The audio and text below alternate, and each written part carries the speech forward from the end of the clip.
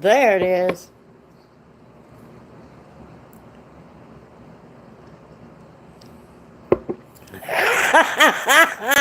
I knew it would not take you that long.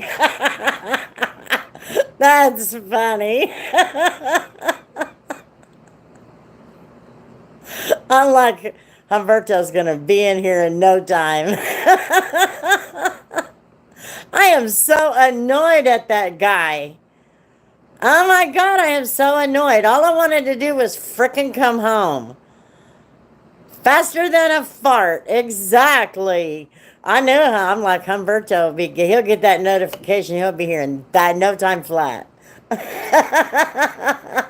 I'm shocked you're not in bed.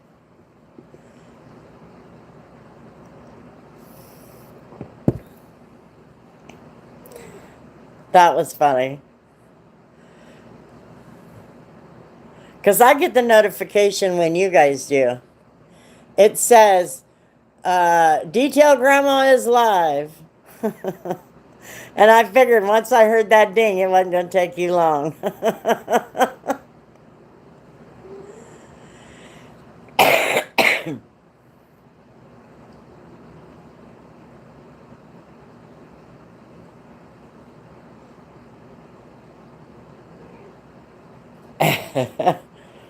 Yeah, I'm just annoyed at that guy. That guy, he was supposed to relieve me at 11. Man, when I go to work, I'm working my 8 hours. I want to go the hell home. And don't freaking lie to me. And don't freaking get rude with me. And that is what he did. And I'm like, you're getting rude with me because you're late, dude? No. No. And I did tell him. He goes, I think I woke him up. I think that's what it was, is I woke him up when I called. And because he doesn't live that far away. So I really believe I woke him up. And he goes, sorry, I was snappy. And I said, you better check yourself. Once you disrespect me, I'm kind of not in the mood anymore. And play nice. Shoo, out the window. Yeah. Seriously. I was like, what? You don't get to be rude to me. And I certainly don't have to be nice to you after you've been rude to me. You know what I mean? So anyway, now I'm annoyed. Now I'm just annoyed.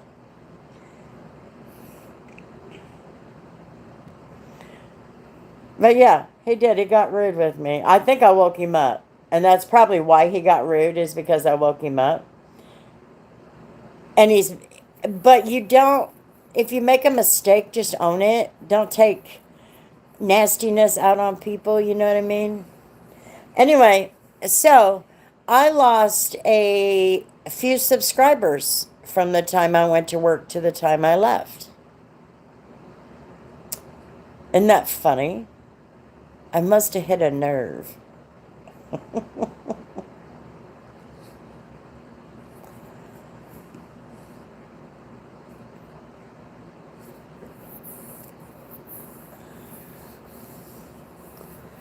I lost subscribers today. I think it's 4. I'm like, huh? But that's okay. But I've noticed that a lot of people expect that when they see me go live, they expect me to be talking detailing, right? Well, I had 15, 1513, 1513. And now when I opened this to go live, it said 1509. So that's 4, right? That's 4. But anyway, a lot of people expect me to be talking only detailing. No, I just keep it open for anything. I mean, some things are off limits, yes. But, it's not always going to be detailing. I think that, having a way to get away from all that sometimes is good for us as YouTubers, as chit chatters, and all of that. What? Well, if you're in my space, you don't want me in your space? This cat, she's all up in my space. So then I just try to bombard her with my feet, and she don't like it. Oh. So now the helicopter tail is going.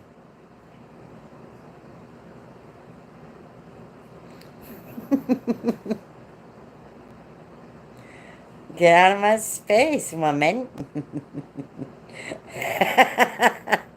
Anyway, I'm surprised you're not in bed.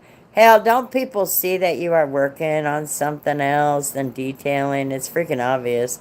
I know. It's just a part-time job.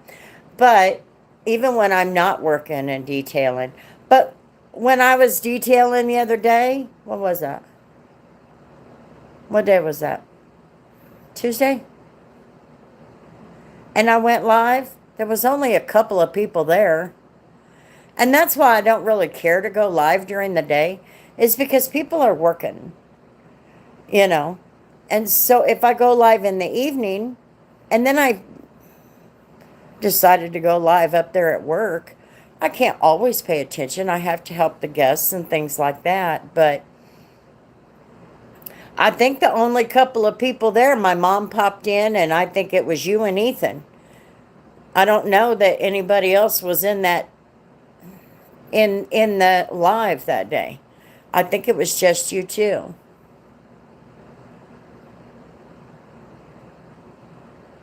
And you guys probably weren't even watching, but I've been told to go live while I'm detailing. Now, I don't like doing that because I can't moderate the loudness of that air compressor. It's so loud. Ethan and my mom. Yeah, I didn't think there was... That's why I don't like going live. What's the point of going live during the day when everybody's at work and they can't watch? Your situation is a little special. And my situation when I go live at the part-time job, it's a little special. We're in a position where we can go live, or we can watch a live, or even listen to a live. But that's why I don't like going live during the day when I'm detailing, is because all I'm going to do is rip it down and make a video out of it.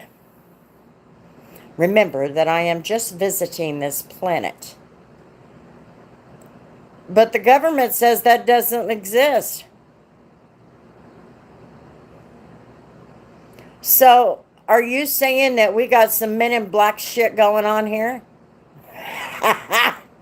Is that what you're saying? We got some men in... Well, who's your men in black sponsor, man? Doesn't know any better. I think they do. They just don't want to tell anybody because they're afraid everybody's going to panic. But hell, we're about to get nuked anyway if you keep that crap up. Hello, Anthony. I assume that's your first name. Hello. Yeah, we're about to get nuked anyway, so what the hell does it matter? Men in black aliens just visiting the planet, it don't matter. But anyway, that's why I don't like going live when it comes to detailing. I'm going to rip it down and break it down into a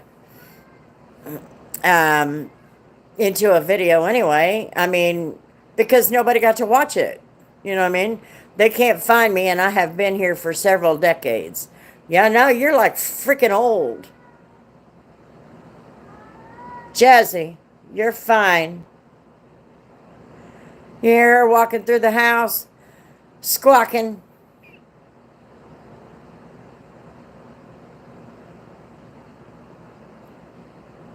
How you doing, Anthony? I haven't seen you in here before other than tonight. How you been doing? Of course I love God and Jesus. Heard the cat. Oh, no, she's a mess. I'm home from work, JJ. I'm home. Whoop. I'm annoyed. That little punk was supposed to have been there at 11 o'clock. Just been busy. Oh, I hear you. I hear you. I've been busy, but it hasn't been detailing as much because I was in the shifting of jobs, part-time jobs.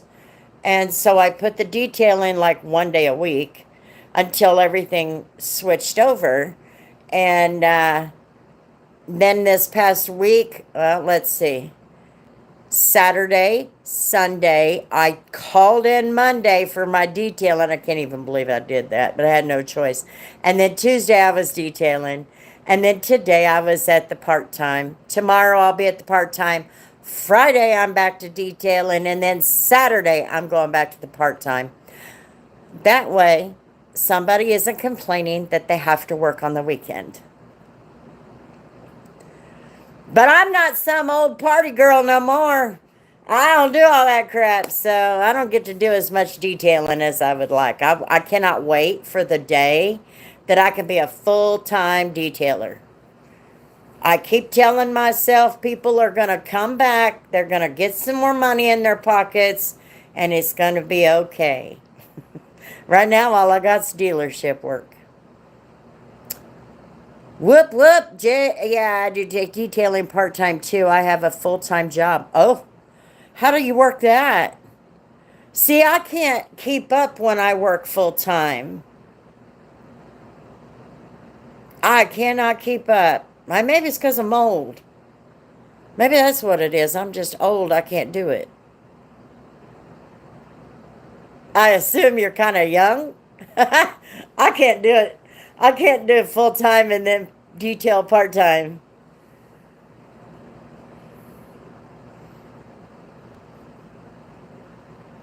Like I had a total of 7. One had to go back to the shop, so it turned out to be 6. And then I'm going to have Friday off, so I'll catch up 1. Same with me, Anthony, auto detailing. I detail on weekends. But yes, JJ, that little punk didn't show up on time. I can barely do shit after working a whole day anymore. Me neither. Me neither. I'm like, oh. Anyway, he doesn't show up, so at 11:05 I call him. I'm 30. Roofing? No, that is not an easy job to do, dude. That is not easy. I'm like, oh. That has got to be brutal. I have to read the Bible. I have an app that I'm able to do Bible study on. Roofing is brutal. I applaud you because I couldn't do it. I could not do it. Anyway, he didn't show up. So 5 after 11, I call him. He got rude. He said, I'm walking in the building right now. I'm pretty sure I woke his butt up out of bed. Okay? And I said, are you going to be coming to work? And he goes, yeah, I'm walking in the building right now. I went, okay, I'm just checking. And of course, my tone changed when he got rude. He didn't get in till 11:20. You know darn well he was not walking into the building. And so I'm like, he apologizes when he's changing over and all that. He apologized for snapping. And I said, you better check yourself. So I didn't even get out of there on time. If you love God and Jesus, you cannot say bad words. And you want to know something about loving God and Jesus? I can't even believe I have to say this. People, even if you believe in God, are still imperfect. They still make mistakes. And the big one, they still sin. Okay? And it's always best for you not to put yourself in the place of Jesus and judge other people. JJ, I installed cabinets for 10 years by myself, a house a day. I'm paying for it now. Oh, JJ, I feel that.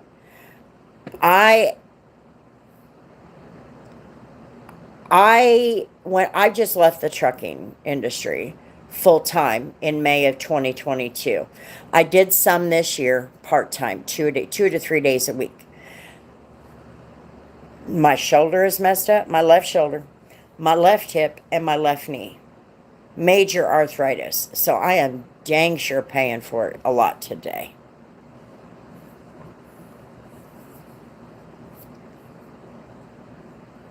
It doesn't matter. It doesn't matter.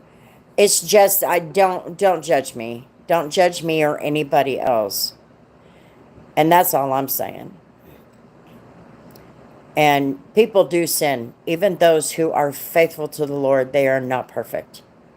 Nobody should ever expect yourselves to be perfect. Even the Lord does not expect us to be perfect. I feel it some days. Oh yeah, it's tough.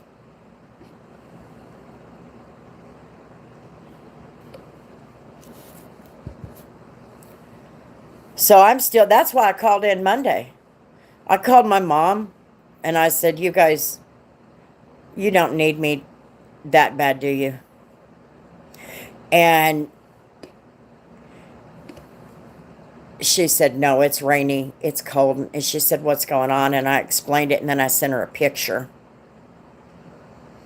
And my knee was huge, huge. And I told her I need to rest. Because I'd been going for 2 full weeks with my, the more the better. Hi, Cindy. How you doing? Um, anyway, it was my first time in 2.5 years calling in on my detailing. I have never canceled on any of my details, anything like that. And I had to Monday. And then Tuesday, I went live. You can see how stinking slow I was. I was just doing everything I could not to hurt myself more, trying to baby my leg. It was bad. But Monday, I took a nap, 3.5 hour nap in the middle of the day. I couldn't believe it. Anyway, yes, don't judge, and those who judge are mostly the worst sinners. Yes, there's a reason that I'm the way that I am. I made bad choices, though. Keep on it, Anthony. That's respect and good money. Damn right. I love cuss words. Cuss all you want. The more the better. There's a reason that I am the way that I am. I welcome everybody in here. Um, I never cut anybody out of my life until they give me a reason to cut them out. And the reason why is because I learned at a very young age, you are not the judge of any one person. And you always give people the same treatment that you would want from them. And that's why I'm open to whoever. I don't even care. I don't care about your life choices or anything like that. And that's because judging somebody is a big thing for me. It's not, I just don't like it. I don't want to be a judge of anybody. Now, if you give me a reason, then I'll just say, okay, I don't want no part of that. But no matter who it is, if they are a believer in Christ, they are always going to be sinners. And they are always going to make mistakes. They are always going to do things that may not fit into what you think, the mold that you think they need to fit into. So just don't judge people. Sometimes I can't detail on a weekend because I am, whoa, you're cussing, dude. But then something happens and I do it. Then sleep like a rock. I slept hard Monday, but that's because I was in so much pain. And I never take more than 1 aspirin, and I took the arthritis strength. And it knocked me right on my butt. I went in there and laid down and put my knees up on those pillows, my legs up on the pillow, and I crashed. I didn't move. I think the only reason I woke up is because I had to pee. was terrible. Hello, John. How you doing?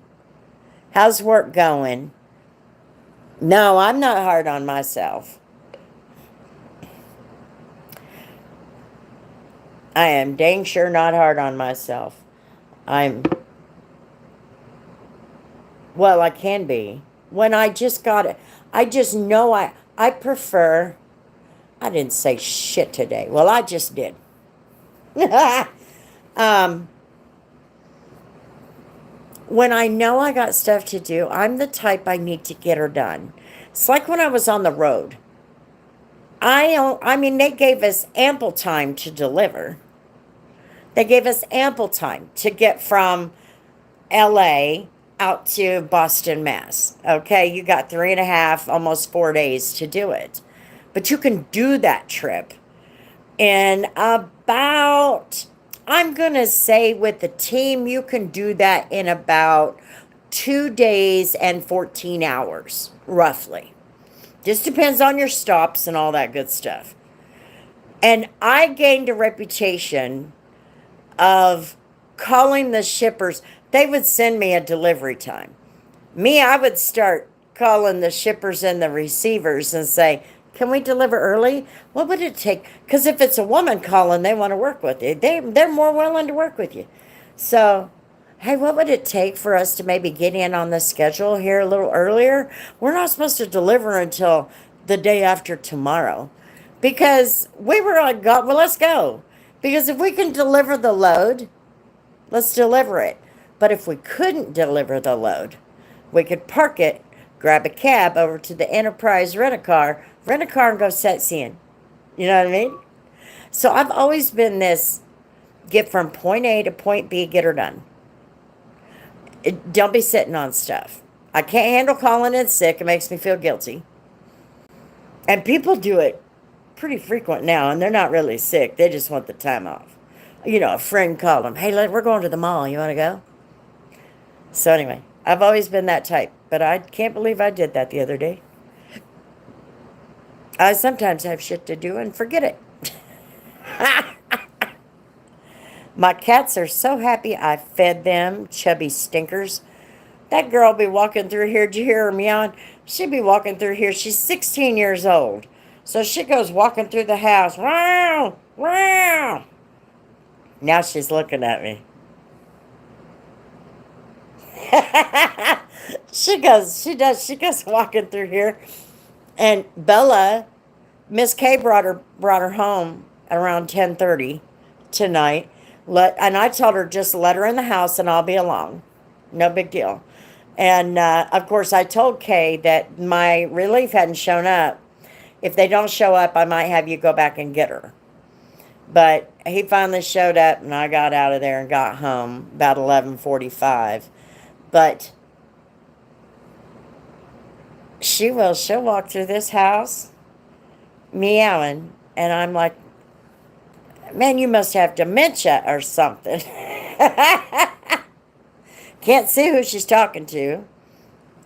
I used to think she was doing it because she had an upset stomach, but no. And Bella, she's zonked out. I don't even know where she's at. She's probably in there on the bed. Because it was kind of chilly in the house. I have that heat turned down really low. But it's good for me. I'm postmenopausal, so I get all the hot flashes. And she's got a big fur coat. I don't know why she's... She is. She's in there in the bed. She's in there in the bed, I'm sure, because she ain't in here. At least I don't think she is. She's pretty big dog. She would stand out. I'm sure that's where she's at, is in bed. Anyway. So what are we doing, guys? So anyway, I was having a little conversation, a little share a reel here and share a reel here with Humberto. And I'm like, screw it, I'll go live. I didn't think he'd come that fast, but then I thought, oh no, he'll prove me wrong. He'll come running. He'll be the first one there, because he's first from Puerto Rico.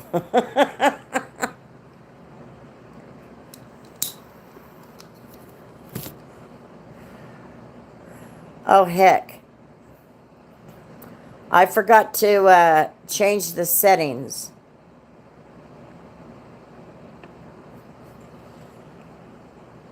And I didn't have the all messages going. Hey, Humberto, I can't even say that. I told you I can't talk like that. I cannot say Umberto. It's Humberto. It's not right in my head. I was going to tell you something and I forgot what it was.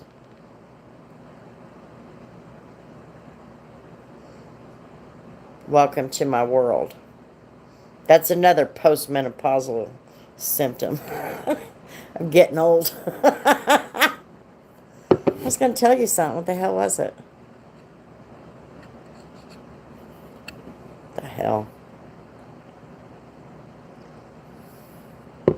I am. I try not to get it on the screen, but yes. I am a smoker. Although I did notice I kind of screwed that up at work when I took my cigarette break. It was on the screen, and I'm like, oh my God, don't do that.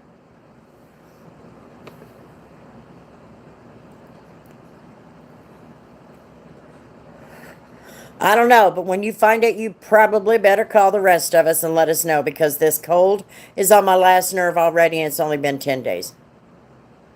If that. I'm done with it. That's cold.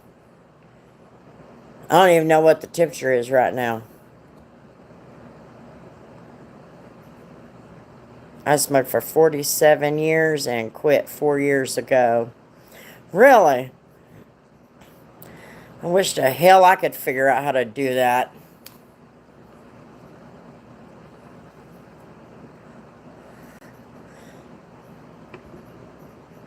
I roll my own cigs. Oh, my grandfather used to do that.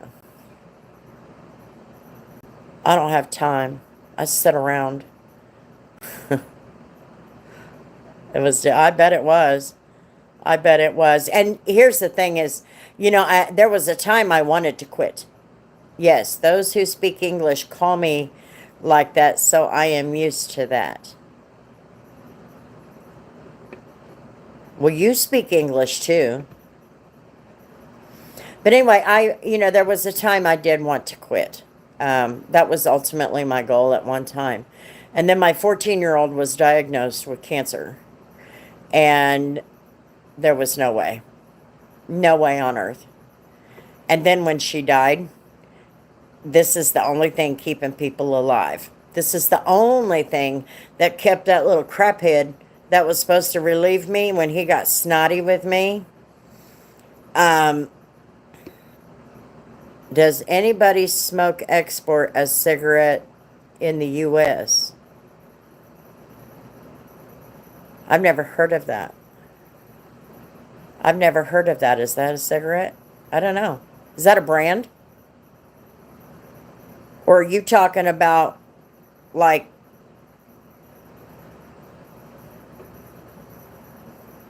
well, then how come you don't call yourself Humberto?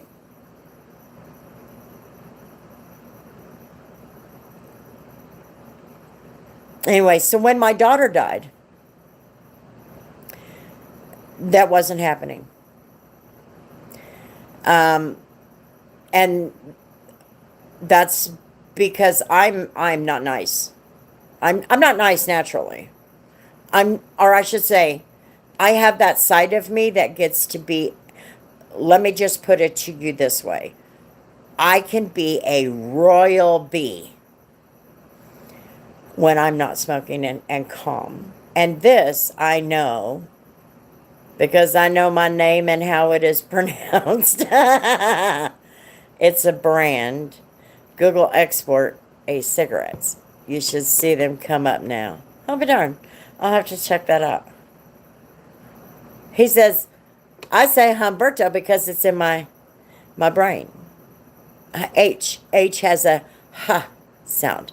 So it's Humberto.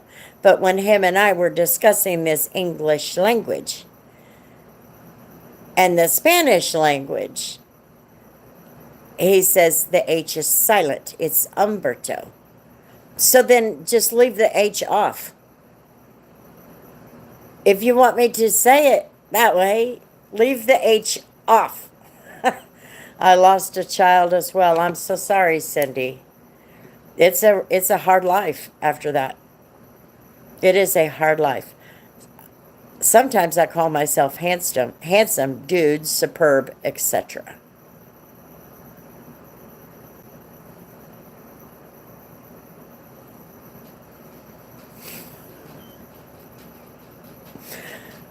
I don't know about superb, but you are very well versed in a lot of languages, and you have helped me, like teaching me.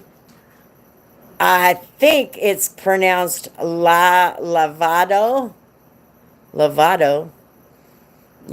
so that I can communicate with the housekeepers. And you're handsome, but I don't know about the superb. I won't go that far. You were born in Puerto Rico. There you go, Humberto. Humberto. And I don't even think I'm saying the Berto properly either. Anyway, we have a Hispanic young lady that works up at the hotel. She works at the bar. Her name is Ari, in my language, Ari. She's Hispanic. Oh, she's actually Puerto Rican. And she says her name is Audie. Audie. And I'm like, oh, okay, so that's just the Spanish pronunciation. Because that's something I'm having a hard time with. If you're going to learn Spanish, you got to learn that the R's are more of a D sound. It's Ari. Is her name. Ari.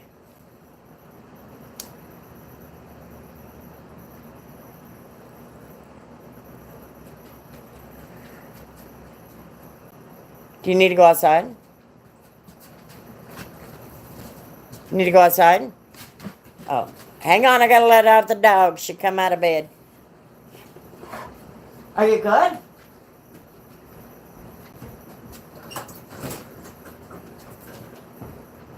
There you go.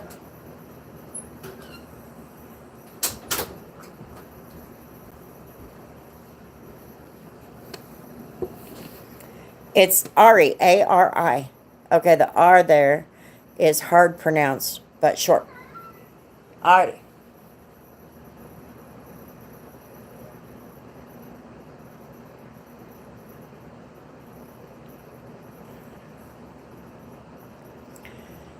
She says it's Audi, like ADI, ADY, Audi. Like audio, only it's Audi. Anyway, and it's so hard for me to say it that way because I see it and I'm like, it says Ari. She said, say it whatever, however you want. But, hello, Corey. How you doing? I always notice that Hispanics pronounce V's for B's. Yes. Humberto. Remember Selena Quintanilla Perez? Oh, my gosh. She was a wonderful singer. The trick is the tongue placement. I got an American tongue. Oh, I love Selena. She just definitely, that was a big loss. That was a huge loss. I am 103. Selena, and portrayed on the movie by Jennifer Lopez. I have a lot of her CDs. Man, I don't even know how many. I think I got, my daughters loved Selena back in the day.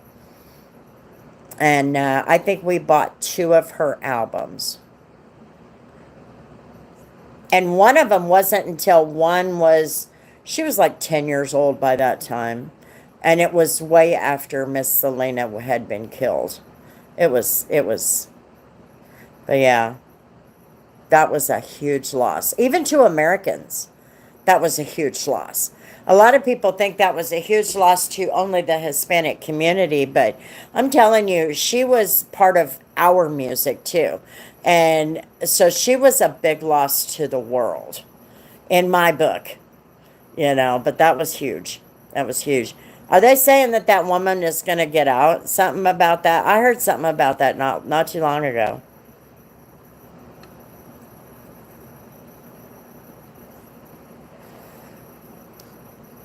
The woman who killed her. Oh, Humberto, you remember that woman down there in South Carolina that killed her little boys back in the day? Way back in the day, in the 80s? She had a parole hearing. They denied her ass. Thank God. If her boys don't have a chance of living life, she shouldn't either. I still don't think we need to be paying taxes to keep her, though.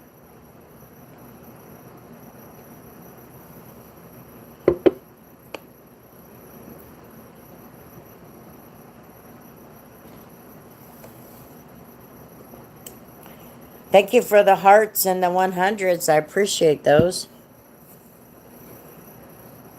Yes, outstanding. Yeah, she was just huge loss to all of us. We all loved her voice. She had beautiful voice and wonderful music. I would never, if I had a choice on music to let my kids listen to in those days, it would darn sure be Selena's music. She kept it clean. I mean, she was just, her and her husband were the best songwriters.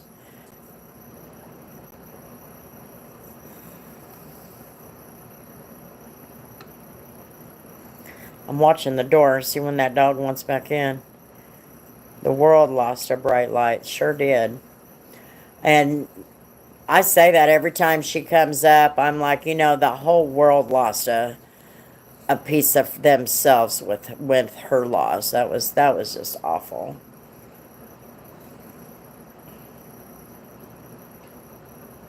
Okay, she's at the door. Hang on. She got denied parole in South Carolina tonight. Yeah, thank God. I'm like, they better not let that. She all had herself all innocent and everything, sitting on them cameras. I'm like, no, don't you let her out. She is a master manipulator. She is a damn liar. It is burned into her soul.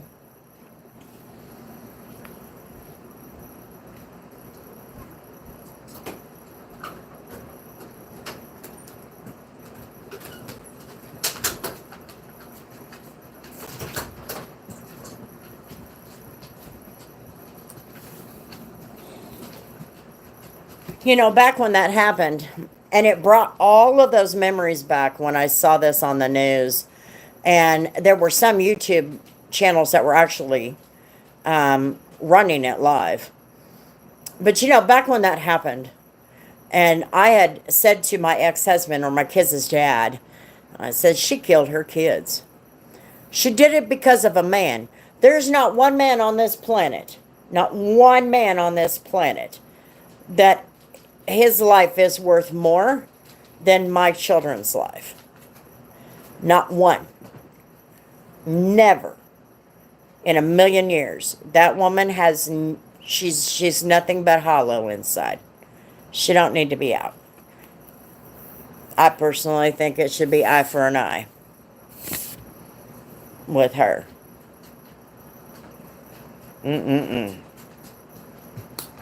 Hello, Ethan. I'm home now. I'm home now. I'm annoyed, or I was annoyed, because the little punk that was supposed to relieve me wasn't there on time.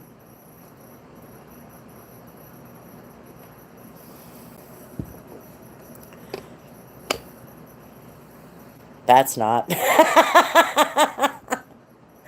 Yeah.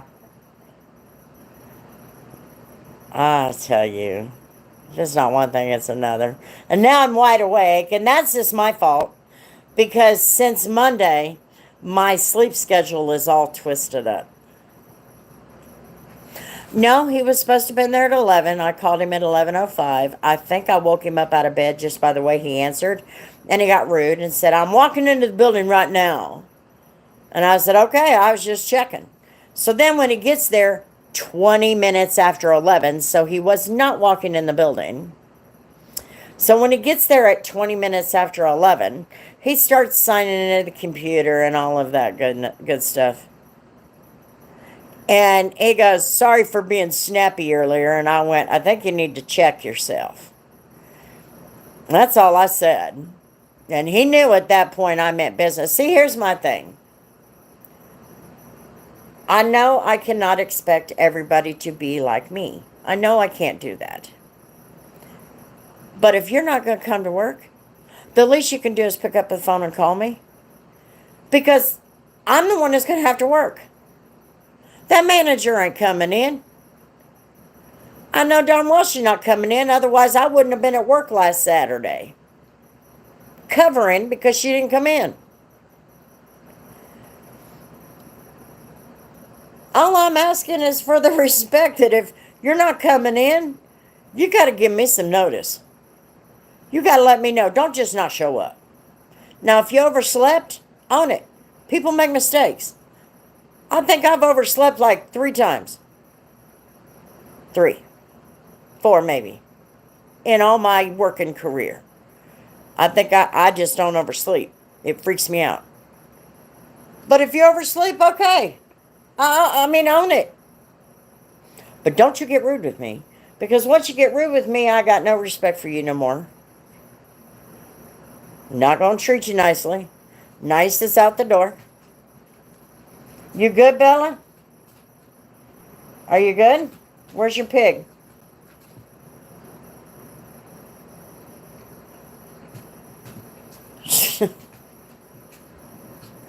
So anyway, yeah, I told him to check himself. I walked out, grabbed my purse, and walked out the door, and clocked out when I got in the pickup. I'm like, I ain't playing with you, and I can't stay here. I'm gonna nail you. So yeah, now I'm home. I got home at 11:45. I should have been home at 11:20.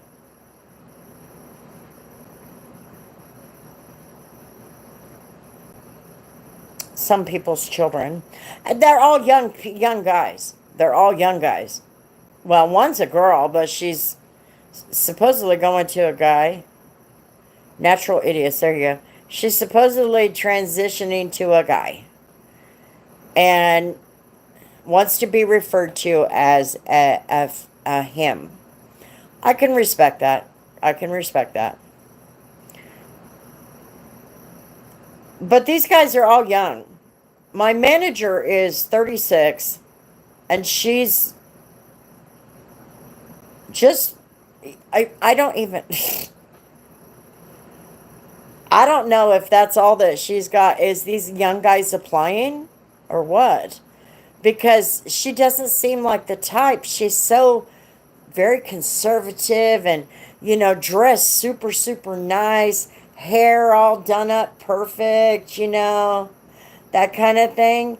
And maybe that's all that's applying. And of course, I'm like, I said something today that I had upset.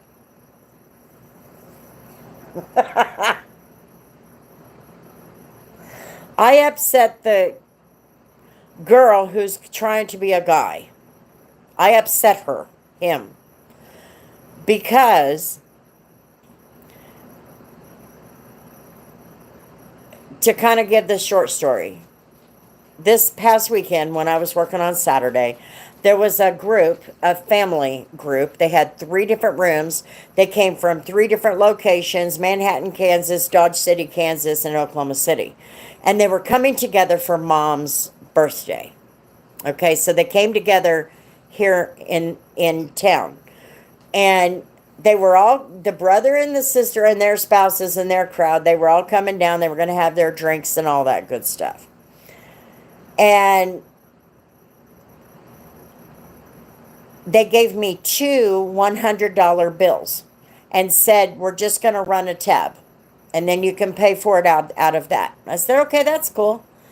And so I put their $100 bills in the paper that I folded up a piece of paper and kept the tab. That way I could cash them out when it was all done. I told them they couldn't drink after 11 because I was clocking out and the others were not old enough to sell alcohol. The minute she saw those $100 bills, she freaked out. Okay, John. She freaked out. We're not allowed to take $100 bills. Well, I had already talked to the boss. I had already talked to her. I'd already dealt with that. We're not supposed to take $100 bills.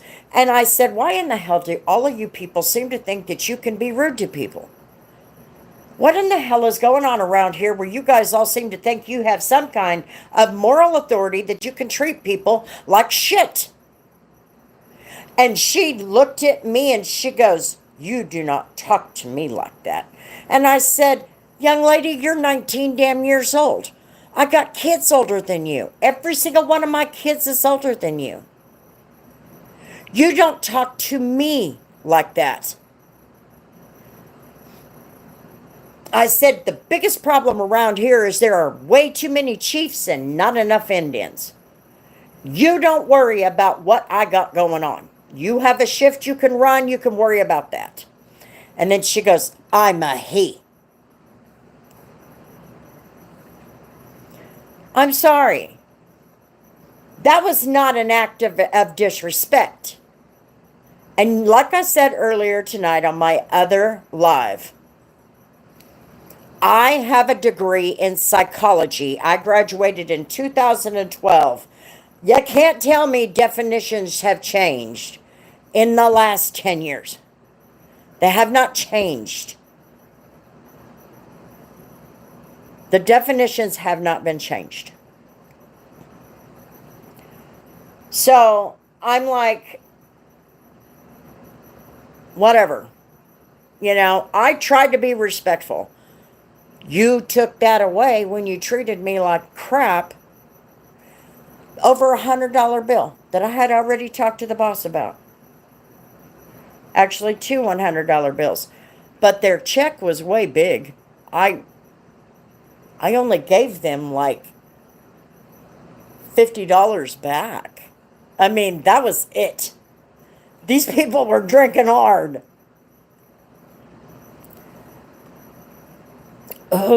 We be fired. She was feeling entitled. I don't know. I don't understand. But it was never a thing. It wasn't even about that. It was the fact that they were worried about my shift and what I was doing. That's not their job. That's not their job to be worried about it. And then don't talk to me and tell me you don't talk to me like that. Excuse me. You started it by talking to me like crap. And you want me to just bow down? No.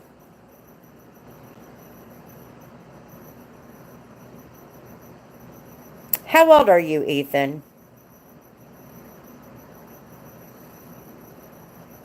I know you're in college, but how old are you? I have no idea. This girl is 19 years old. I think it's sad, if you really want to know my honest opinion, because this girl is completely ruining her future. You all know how it gets. You're 19, yeah. You all know what's going to happen. And Humberto and I can vouch for this, probably John, too. We don't want kids when we're young.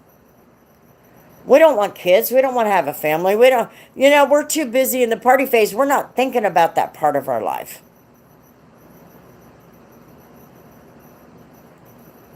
She's not going to be able.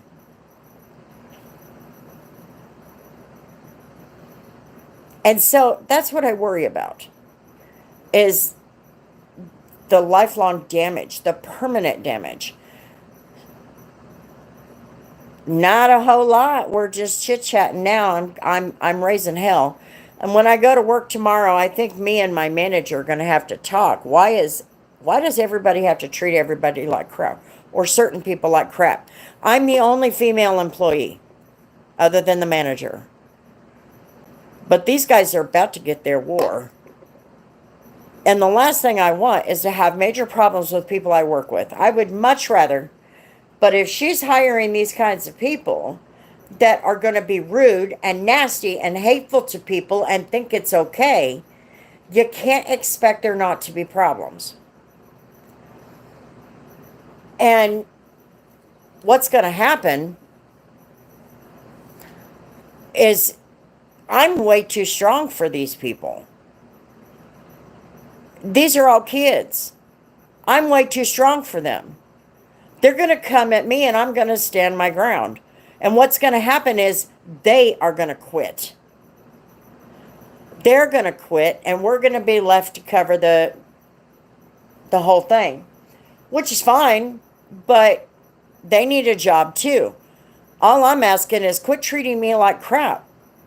Quit talking to me like I'm some kind of a freaking 4-year-old who doesn't know what I'm doing. The one who's upset at me for who I voted for, and I make him uncomfortable, that one's not going to make it in this world. He's not going to make it. If he is that damn sensitive, he's not going to make it. He's not going to make it in the workforce, period. Yeah, I work at a hotel. And I lost something. A matter of home education, Humberto, probably that, and also just lack of consequences. That's a big one, Ethan. Yes, some are living or pretend to live in La La Land. Well, that's what I'm saying, GMG. I'm stronger than them. I'm going to snap back, but I'm not going to quit. I see these people. This is why I'm so annoyed.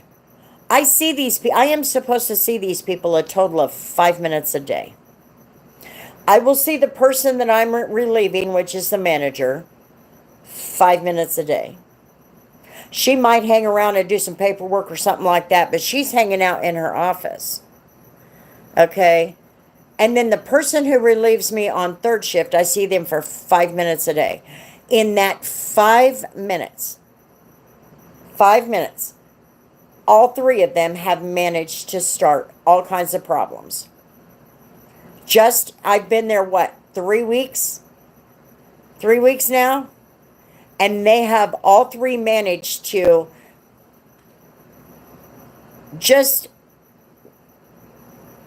I don't know, I don't get it. Hi, hold up, let me, Raditia, I'm sorry, can I call you Rad?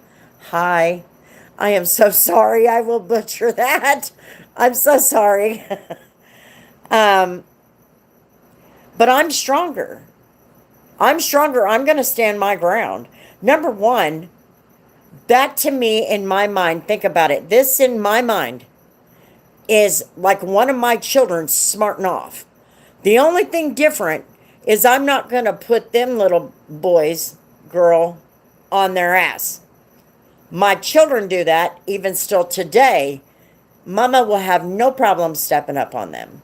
And so that's how I see this. These are all teenagers. Okay? So I'm seeing this as a child, as a kid, not a child, but a kid trying to disrespect their elders. That's what and so I have to remind myself, coworker, Chris, coworker. But coworker be rude, not getting away with that. Anyway, what's going to happen is they're going to quit. And I'm going to take the fall for it, which I don't mind working extra hours until they get things sorted out. But I did tell my manager after the second one, Saturday, I told my manager when she called me Monday, because of the complaint of what happened Saturday.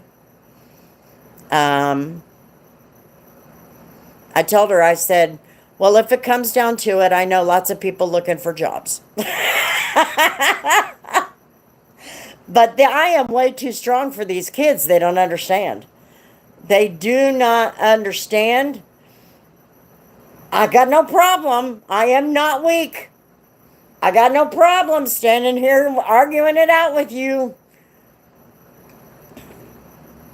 We call it they're missing a good spank. Or they weren't spanked on time. Yeah, wait till your dad gets home. 10 hours later when it don't matter no more. You know, and in my house, when my kids were coming up, those words were never allowed. It was never wait till your dad gets home. Because I was raised, if you do not handle it right that second, then it will never be handled. Because dad can't come home 10 hours later and deal with it. So it was never wait till your dad comes home. If they need their butt popped, it got done. Right then and there, I had no problem with that. And believe me, all of my kids swear, still to this day, I was the bad guy. And that's okay. They don't care. They're just there for the job, it seems like. No good work ethic. That's right. Don't let them stress you out at the end of the day. No, they do not. And that's why, but they annoy me. Because, like I just said, I see them as punk-ass kids. That's it. That's the best way I can describe it without being truly rude.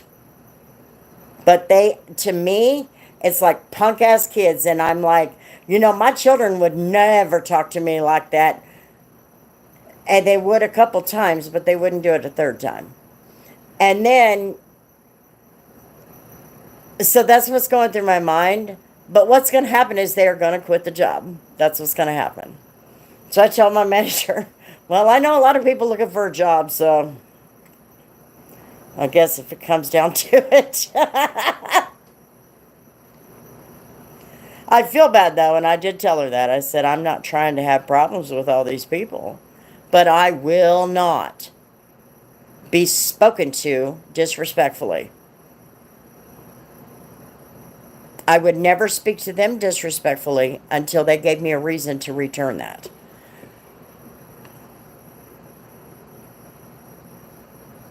So anyway, at home, we were not rude to Mom.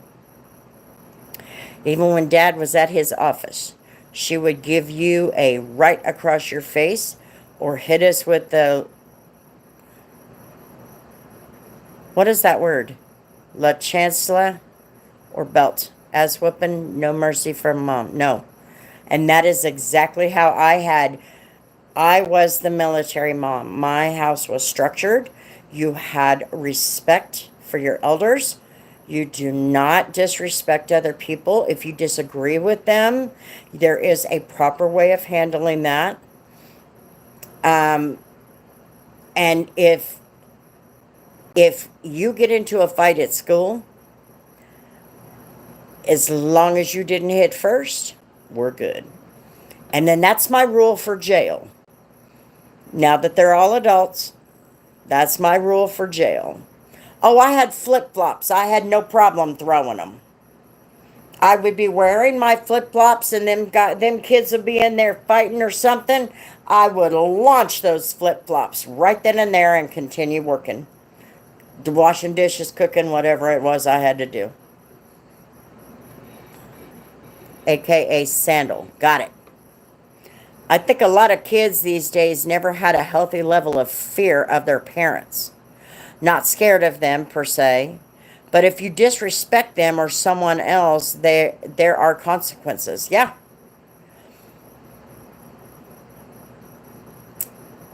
So I'm trying my best not to have it in my brain. You know, they're not your kids. You can't treat them like your kids, but in my brain, 19, they're teenagers. Think about that. Like, Ethan, you haven't even made it to 20 yet. You're technically still a teenager. So and I also have to remember they are coworkers.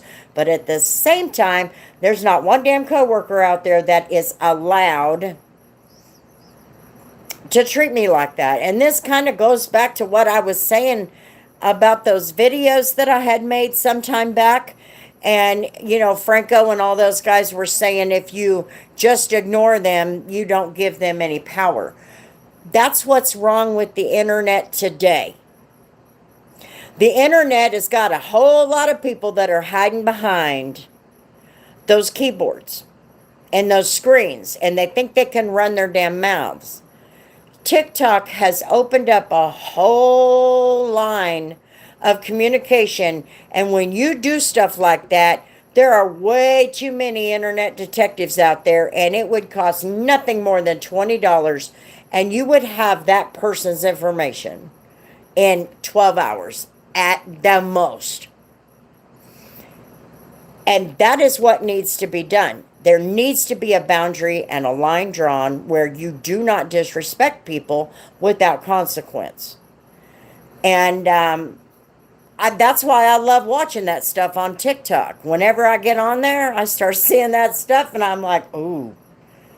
But yeah, there's a whole lot of people out there who think they can disrespect and have no consequences. Now, granted, the manager does play a role. She's doing her best not to have to work every night. I get it. I get it. But at the same time, at what point do we draw the line? You know what I mean? Back in the day, kids were more respectful to the elders. Back in the day, ass whoopings were a good thing. They were. It was never something I took joy in popping my kids in the butt or whatever. My middle ones, both of them actually, they were the worst. And they needed to have it. They got it. Now, of course, what did I do with that? We just had it out a few weeks ago, showing it to my grandsons. My middle one has 5 little demons, and she's like, "Where's that paddle you used to beat my ass with?" And I'm like, "Oh," and we dug that out. What the hell did I do with that thing? Oh, anyway, I had a paddle. I had a paddle made, just like the ones they used to use in the schools. And my 2 middle ones got it more than anybody. But it wasn't something I took pride in. But they needed to understand the line. You know what I mean? You don't cross that line.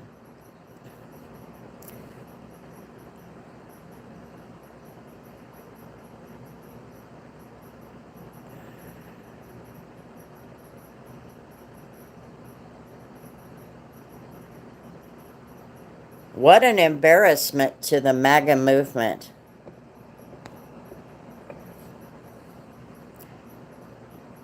After you do it once, then the threat of it again is usually good enough. At least for me it was. Yes, it is. Oh, I missed a comment. Ass whooping is needed, so the branch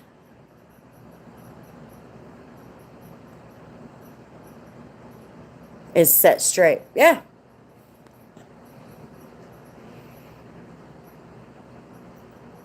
So, I don't know, and it's not something I wanted to do. I mean, but that is just a necessary evil of being a parent, or at least it should be. And of course, we came up in the day, when my oldest was in high school, she made the fatal mistake. She woke up in a bad mood. She was giving everybody literal hell. She was being a little witch in high school, okay? And then she screamed, "Shut up, you effing bitch," to me. Well, she went to school with a handprint across her face. So then she played victim and called the police. So when the police showed up at my house, I'm like, bring it. And I said, and by the way, you might want to take her somewhere for the next few days, because my house is not the place for her to be. Because it's going to be now more than a handprint across the face. But under no circumstances is my child going to be calling me an effing bitch. She did that once. She didn't do that again. Kids are like kites. You can't hold them, but you guide them to float and fly. That's what we hope for. My dad would say one, and we would stop and straighten ourselves faster than lightning. Because when he got to two, three was unannounced. Major white ass whooping and a 2-week detention. Yeah. Well, it was always one of those where in my house, I usually, when I told them, I would say if they got to fighting or something like that, I would tell them knock it off. If they didn't, knock it off. I wasn't going to tell them again. If I got up out of my chair or off my couch or something like that, there was going to be somebody drug across the floor. And each one of them had corners. They all had a corner. And I used them. I use them quite often. I hate strict dads. I was the strict mom. But I will tell you, this lady, many people in my generation are raising their grandchildren because they were so soft and they did not set the boundary. And I told my children before they started having children, this lady, when she is done raising her children, she's done. I will not be raising my grandchildren, so keep that in mind. Times have changed. It's so different, and it won't be like it was back in the day. No, it won't. Dad was very loving, but he had parameters, and we knew them. And I'm not saying that I just had the worst time with my kids. I didn't. I was a very involved mother, but I was very strict. In fact, that time that the police showed up at my house, one of the police officers was a female, and she told me I'm supposed to be a home for my kids, not a military installation. And of course, that didn't end well because I said, "Are you a mother?" And she said, "No." And I said, "Oh, so you're going to tell me how to parent?"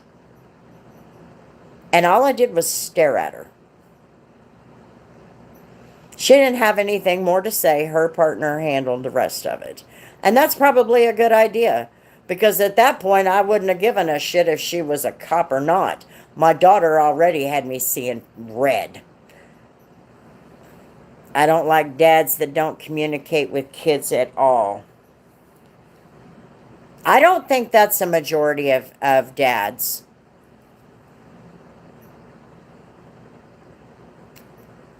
I'm glad he was firm when he needed to be. Make sure I didn't end up being an entitled brat. Well, and it's also a matter of keeping our kids out of trouble. We want our kids to be productive members of society. And that has a really large, broad meaning. You know what I mean? And that could mean anything from being respectful to the people that they encounter, having good work ethic, having good work skills and study skills in school, understand the need for your education. It has such a broad meaning. And I hear people like one lady that I know, she calls her dad extremely abusive. I don't think that's a normal thing, Crazy Crunch. I don't think that's a normal thing. I think that's on the fewer side. because there are a lot of dads who are very involved. They really try. You know what I mean? Real good moms take the role seriously, and we don't mess around with the love of our lives, our children. No.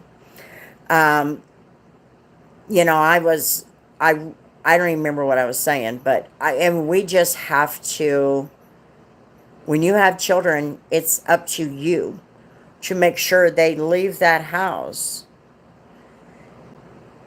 good people, being good people, striving to continue to be good people, striving to cope with life and all the craziness that comes with it.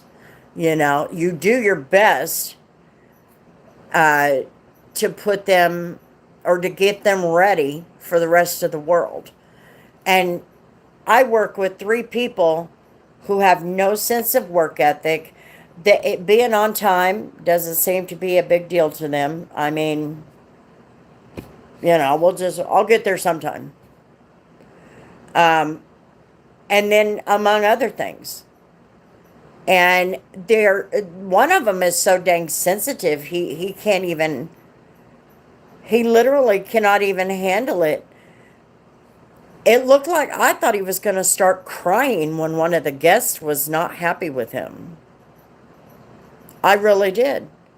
And I was like, you're not going to make it unless you find that spine. You have got to get your spine. You've got to learn. Oh, let me catch up on the comments. Okay.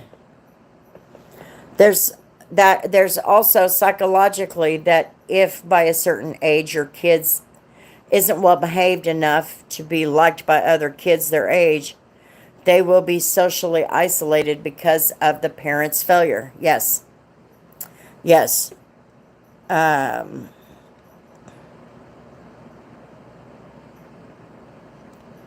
As moms, we play different roles, and tough love is essential.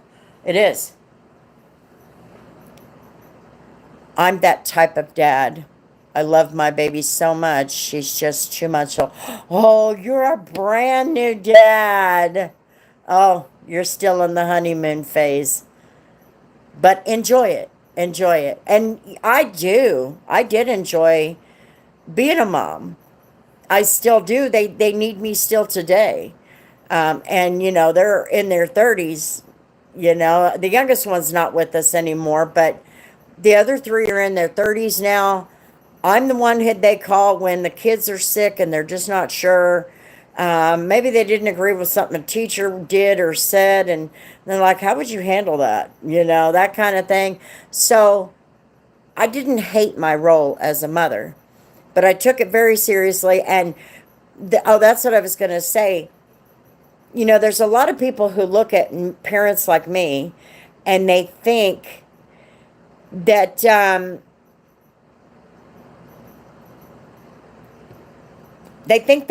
they were abused by their parents.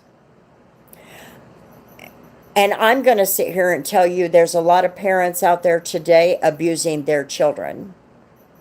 And the reason I say that is because I work with 3 of them. I work with 3 of them who have no work ethic because of soft parenting. They have no sense of consequences because they didn't get their butt popped and there were no boundaries set. That is abusive, in my opinion. That is going to traumatize them for the rest of their lives because then they're going to get into the workforce and they're going to meet up with people like me who will not take that crap. They allowed their children to treat them like crap. Otherwise, they wouldn't have spoke to me that way. I can tell you that. And that to me is abusive because you are not preparing your children for the world. And sometimes our roles as mothers and fathers means we've got to bust your ass. It means that you need to know what was wrong. And then after you're done crying and you're after everything is settled down, we can sit down like I did with mine and say, now, do you understand what happened here? Do you understand why this happened? Do you understand I had no choice? Or I warned you it was going to happen if you did it again. Parents are failing their children today. And that's why we have the nightmare in our workforce that we have. There is one generation that cannot keep a job for more than 90 days. That is a new statistic that was just out recently. And in the psychological world, which is where my degree is, that would be grounds for abuse. Is when you have neglected your kids on such a level that they don't even have basic coping mechanisms in their life. None. So nobody's trying to be a hard ass. We didn't traumatize anybody. They just think it's a popular and trendy thing to say now. Nobody was traumatized. There was a structure. Kids screw up. I screwed up. Shit, I made the mistake of running away. That was dumb. I got to catch up on the comments, guys. Hang on just a second. FYI, there's nothing like going by the scale at 2 o'clock in the morning and seeing the lights flashing, but fortunately going the other way. Oh, I'd be like, oh man, yes, I do understand that, John. Thank you, Grandma. You're so on point. Yes, Jamie, that's love. At some point in life, everything stops being handed to you. Part of the parent's job is to prepare kids for that transition. Yes. I do this to my child all of the time if she misbehaves. Hello, Tiger. How you doing? I always communicate with my 4 sons, and they are extremely respectful, and on adversity, they know and understand to be in control. When parent is himself incompatible, who will prepare? Crazy Crunch, it sounds to me like you had a rough upbringing. But what I want you to understand is that's not the normal. How old are you? Being a mom is such a wonderful gift, but it's all about commitment to your child, and you cannot let your child into the world blind. That's right. And it's like Crazy Crunch just said. You know, there are kids that do go into the world blind. And that, like I was saying, that to me, whether the parent is involved or not, that to me is abusive. It's abusive to the child because of the long-term effects. And that is something that a lot of people, they think that we were abusive for popping them on the butt for doing the things they shouldn't have done. No, that's not abuse. What's abuse is what goes on today. When you're standing in the grocery store and there's a kid literally throwing a fit and mom is just going on about her day, you know, is that how we handle our problems?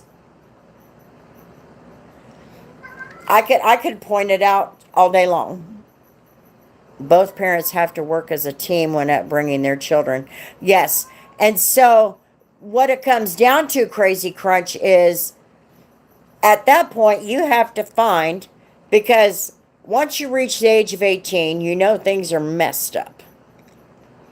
If you don't have those role models that need to be there.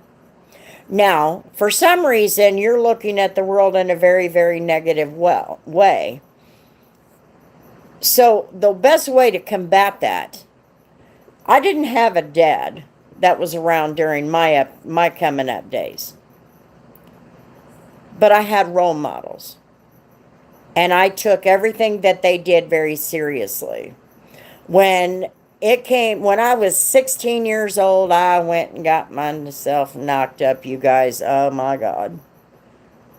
I was freaking terrified. I told my mom, but because my grandparents partially raised me, my mother said, you have to tell your grandparents. And my grandfather said to the kids' dad, and you're going to marry her, right? That was not a question. So there were role models I had to respond to. I had to learn from. And that is when you reach an age, you have to go looking for those role models. And you have to sometimes, that's why I said, if there's a parent that's not doing their job, that's putting people in a bad spot. And they're not going to be able to move forward. But that doesn't mean that they can't. There's nothing that I said that cannot be changed. Nothing that I said that cannot be changed. If your parents have neglected you and have not given you the upbringing that you deserved, that does not mean that cannot be changed, and it cannot be overcome, because it can. There's a movie, I don't remember the name of the movie, but there's a saying that my grandmother said. And I learned later that it was in the movie, but I couldn't tell you what it was now. Because I was told that was actually in a movie. So if anybody knows what the movie is, maybe you can tell me. But my grandmother used to say,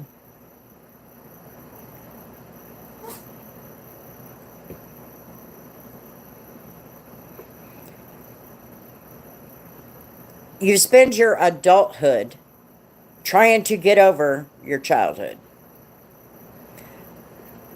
It's up to you at some point to say, I'm not going to be the victim. I'm not going to be held down by that. I'm going to come away from that, and I'm going to come above it.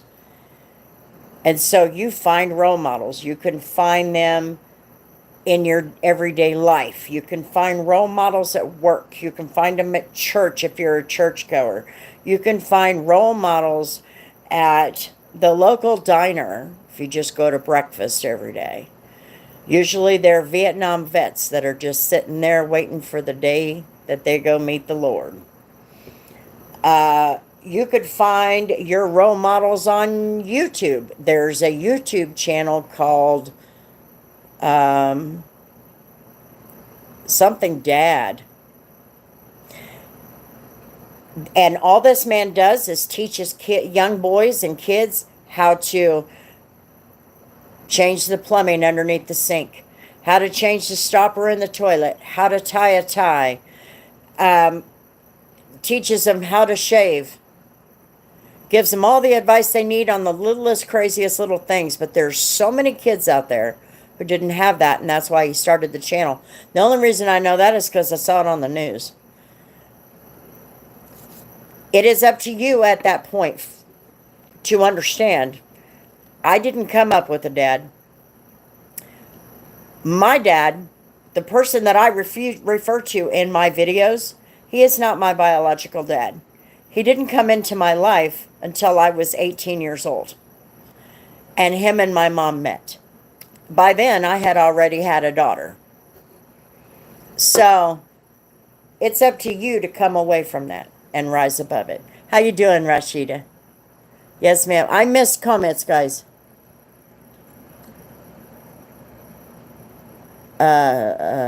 Jamie, both parents have to work as a team when upbringing their children. That's being adults, too. Yes, kids don't run the show. Right, true. We do. Parents do. Our children need to grow a backbone or they will be crushed.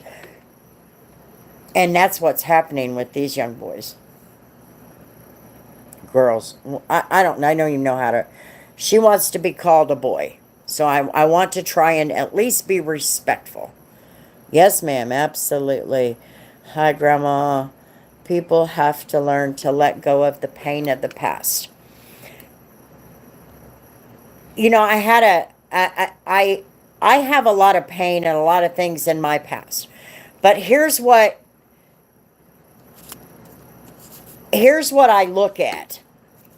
For example, I went through the worst thing I could have, that anybody could go through, any mother or father could go through. I don't know. I don't remember what movie. They just gave me the name of the movie and said that it was in a movie. But you spend your adulthood trying to get over your childhood. And growing up really doesn't happen until after you're old enough to do your own thing. But, you know, when in 2012, when my daughter died,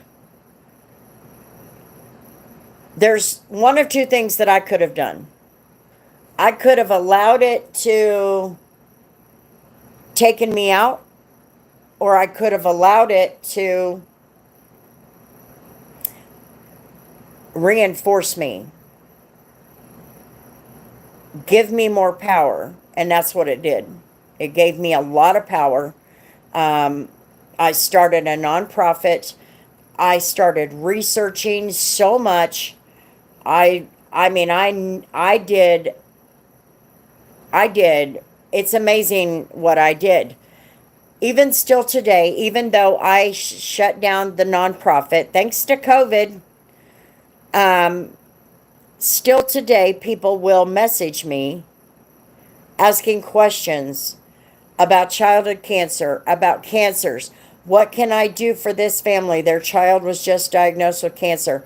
This comes from all over the world. I'm not talking just the country, I'm talking about the world. I have supporters in England, Australia, South Africa, Ireland, and there are some from Italy. They are all over the world, all over the United States, Canada, Mexico even, because Mexico is, believe it or not, one of the most successful countries, along with Australia, in treating childhood cancer. Both of those countries have better research than the United States. So you have a choice to take your traumatic experiences and allow them to empower you or eat you alive. You have that choice. There is nothing that I was complaining about a little while ago that cannot be overcome.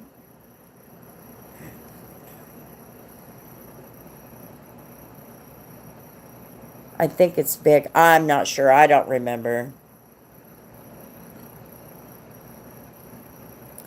Holding on to the childhood, you can't move forward. It's like taking a bag of hurt that people done to us and dragging it everywhere. Yeah. And if you want to know, in fact, you bring up a really good point. You brought up an exercise that one of my professors in college used to say. He said, if you want to prove to somebody what carrying around their problems all the time means and actually feels like, get a backpack and tell them to put 2 bowling balls in that backpack and carry it around all day long. You can go nowhere without it. And by the time they've done that for 7 days, now they understand they have a choice. Are you wanting to carry around those bowling balls in a book bag? Or are you going to find a way to at least start eliminating 1 ball at a time? And that's just one of the little exercises that is just one way to kind of, because people are visual creatures, so it gives people an idea of how to physically see what they continue to drag around. Okay, I hope that makes sense. I'm sorry about your loss. Thank you. Now losing a child, that is something no one should ever say get over. No, and nobody ever, well, somebody did say that one time. I married him, and then him and I were split in 4 months. He made that mistake in the first 45 days, and he was on my cut list very quickly. Grandma is a strong believer in love and faith. Yes, she refuses to stop living. She's amazing. And I couldn't. Now, don't take that as I've been perfect on that journey. I spent the first few years angrier than hell at God because my husband died 3 years earlier. So I spent a lot of time angry at God. And I said a lot of FUs, and I said, you had every chance to fix that. I blamed him for putting me through all of the nightmares. I still live with it today. And I used to say, you were supposed to give me what I can handle, and I can't handle this. Because that's what everybody ever says. That's what everybody always says. God will never give you anything more than what you can handle. Cancer doesn't come from God. The one thing when you say God would never give me more than I can handle, then what you're saying is that Satan doesn't exist. That's what you're saying. God is good. Satan is evil. So what you're saying is the good is the one that's giving you all the bad things. And the evil doesn't exist. There's nothing that we need to blame them for. So after a few years, I finally started realizing I was blaming God for something the devil did, especially when you understand what cancer is. What is cancer? It's designed to take you out. It's just designed to take you out. When your child is diagnosed with cancer, everybody's diagnosed with cancer. I still deal with it. Mike still deals with it. That's her dad. My kids still deal with it. Elizabeth, Tori, and Marshall. They lost a sibling, and she never had children. She was 14. She'll never have children. So those kids have to deal with that.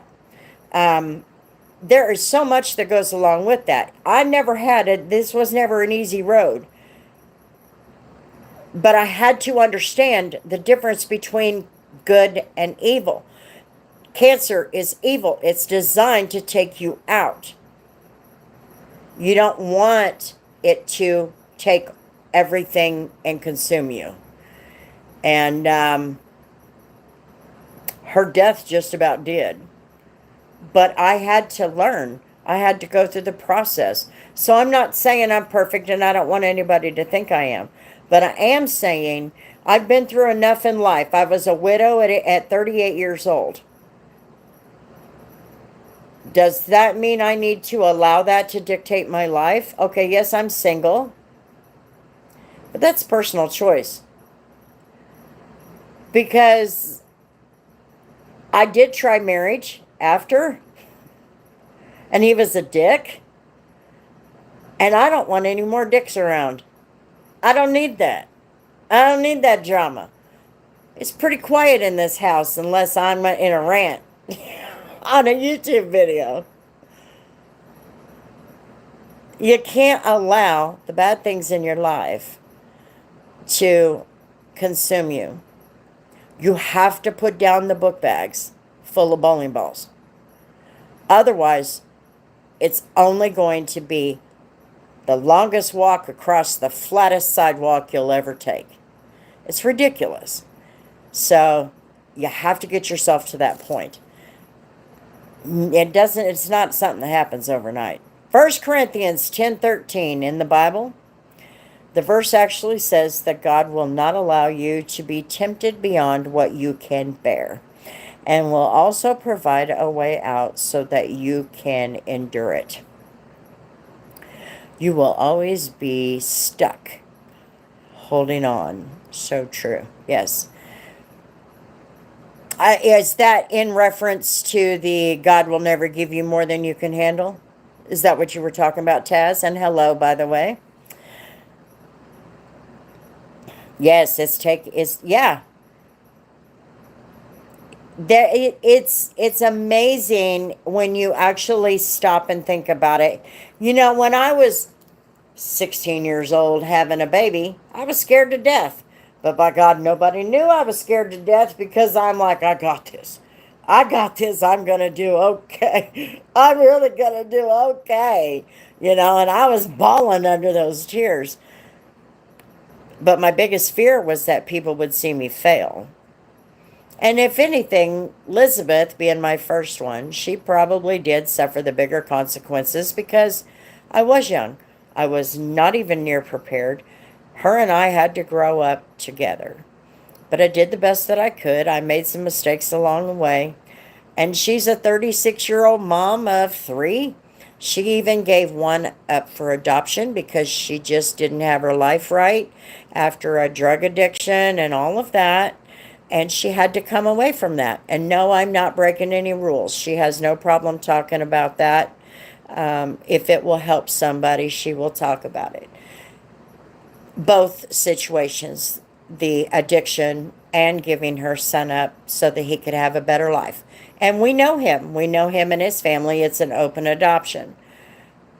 So even though I made a lot of mistakes along the way, she's still doing very well. She does very well. She goes to work. She's a truck driver. She goes to work every single day. She's got great work ethic. So I didn't fail the whole way, you know. And she's a younger version of me. She is identical to me. She can open my dang phone with her face. If we put it on facial recognition, she could open it. And then we figured out my granddaughter can do the same thing. Anyways, that's just a little funny. You're very strong, Grandma. Crazy Crunch, I want you to take what I'm saying serious.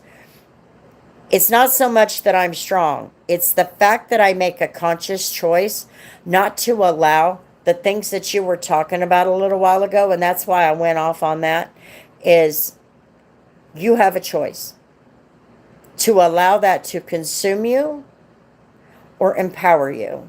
Those are your two choices. A lot of people spend an awful lot of time blaming. When you blame, you allow that to, you are choosing to allow the consumption. And don't do that. That's I'll just tell you straight up, it's the wrong choice. Because all it's going to do is hold you down. It's not gonna do anything for them. I don't know if you're a religious person or not, and I don't really like to push religion on people, but I will tell you this. Forgiveness is a big thing, and it doesn't even have to be something religious. Forgiveness is not for the person who did you wrong. Forgiveness is for the person that you look at in the mirror. Because when you learn to forgive, you're putting down the book bag full of bowling balls. That's the best way I can put it. So let the weight go, so you can have an easier walk across the flat sidewalk. 1 Peter 5:7. What's that one? I know you are a proud mama. I am. My kids they do very well. They do very well. They take care of their children. They love their children. My middle one has 5 boys, and she can tell you everything down to the detail what they like, as far as don't feed lettuce to Andrew. He doesn't like limes. JJ won't eat pumpkin. She can tell you every little detail. So obviously, even if they're a little tough on their kids, it obviously seemed to work out for them because they pay attention. They're paying attention to their children, which is all I can ask for.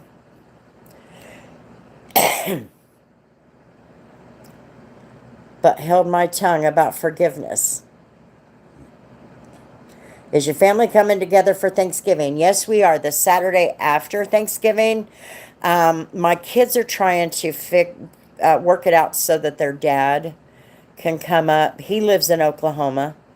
And so they're trying to work it out so their dad can come up. And him and I still get along because we have children.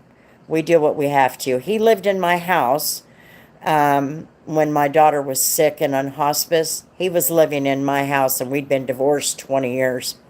So we do everything we can for our kids, even if that means coming together for the holidays. But he's still part of the family, and it's just the way it is. Anyway, okay. Let me check back. Matthew 11:28. Come to me, all you who are weary and burdened, and I will give you rest.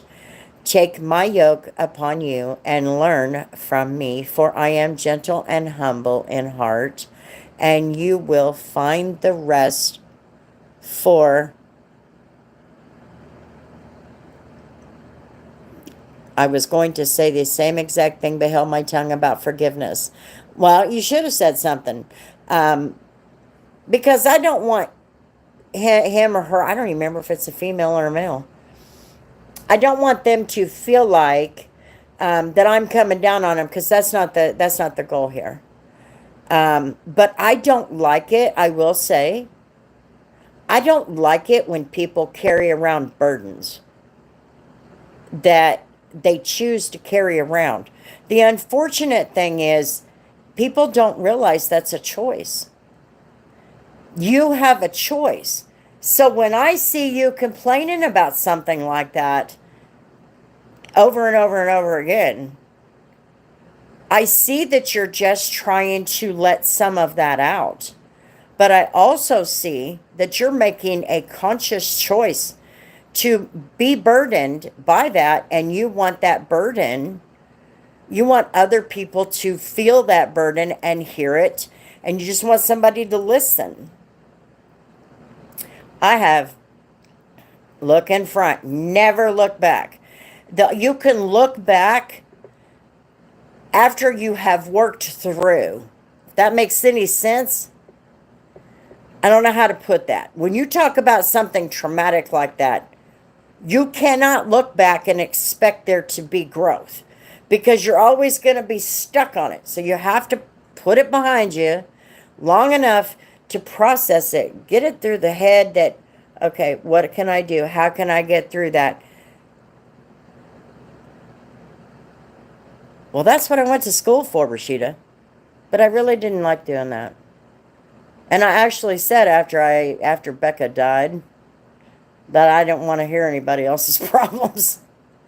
But as you get older, it's kind of like Humberto, when we were talking about him, you do reach an age where you're like, oh, I cannot just allow all of this wisdom to just sit here when you know it could help. You know what I mean? But once you process that stuff, Crazy Crunch, then you can start looking back and going, yeah, it happened. It did.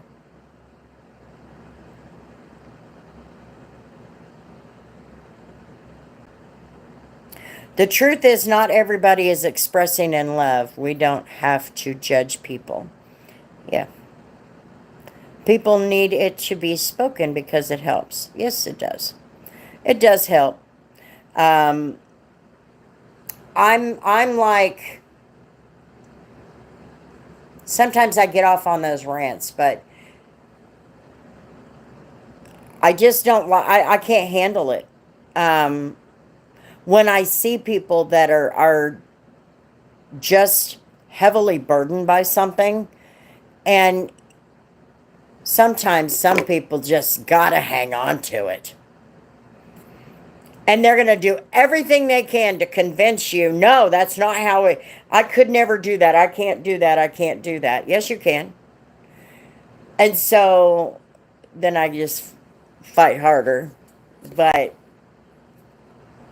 I'm not fighting with you. I'm fighting for you when I fight harder, I guess you could say. GMG, I hope you can get free from the addiction. What'd I miss? I'm that burden. I have an addiction to alcohol. The only way, let me tell you something. My mom was an alcoholic, and or is, they are never was. She doesn't drink anymore. And one thing she said to me is, because my daughter and her addiction, she said, you have to get to the core. The only way, see, when you're dealing with regular everyday problems like, things that happened in our childhood, such as abuse and things like that, you have to continue to process it and work through it until you get to the core. With addiction, it's completely backwards. You cannot help anybody with addiction, and nobody with an addiction can be helped, because you have to get through all the BS to get to the core first. Because if you don't deal with the core first, it's always going to be there. You'll never be able to beat it. So you have to get to the core. You have to figure out why. Exactly. There you go. Alcohol addiction is usually trying to cover some core pain of some kind. And some people have no choice. They just can't handle the pain. They don't know how to process and work through it, so they fall into alcohol or drugs. And you have to find the core. You have to find the core problem. What caused it? For your daughter rather than alcohol. Good point, Crazy Crunch. You know what my addiction is cigarettes. But I do have an addiction. The only difference is my addiction will not affect my judgment, where alcohol does. All those others. I got an addiction to Pepsi. I had an addiction to Dr. Pepper, and then I was diagnosed with diabetes, and I thought, oh my God. So I got rid of that. But I cannot get rid of these. And I think it's because... But there's an addiction. That's just, the problem is your addiction destructive? That's the question you have to ask yourself. And coming up as a child who wasn't the child of an alcoholic, I am telling you, get it worked out. Don't put your daughter through that. Get it worked out. And there's lots of people who are willing to help you. I'm sure you have a ton of people in your life that would be willing to sit down with you, listen to your phone calls, call you every minute or allow you to call them every minute of the day, if that's what it meant. But you got to get it under control for your child. Not for just yourself, but for your child. Because that did mess with me quite a bit. In fact, that is how my mom and my now dad met. Was through their addictions. Recovering from their addictions. Maybe she needs you more than you need alcohol. Definitely. That's a good point.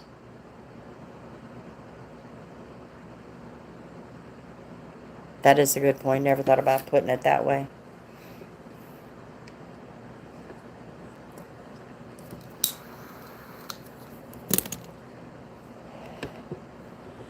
So you just have to make a conscious choice not to allow those things to consume you. Is it going to be an easy road? No.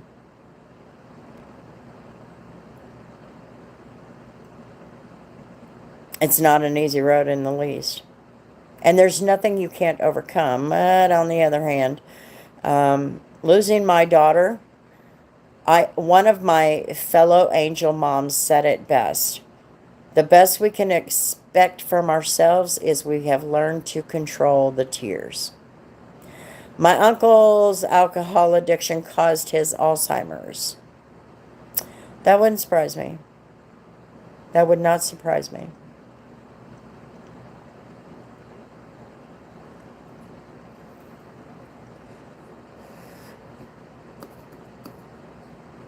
Alcohol addiction,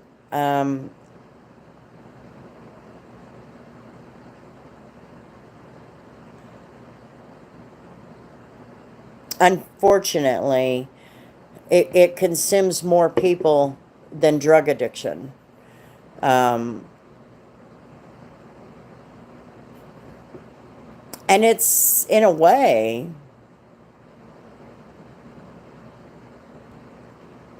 it's kind of a beast within a beast, if that makes sense. That probably doesn't make any sense, but that's the best way I know how to put it. It's a beast within a beast. Because you've got your core problem that is your beast, and then you've got your alcohol that's your beast, and it just makes you a beast. And you have to be able to work through that and be able to function in life without it. And it's hard to do. I don't know if it's hard to do because I've never personally experienced that.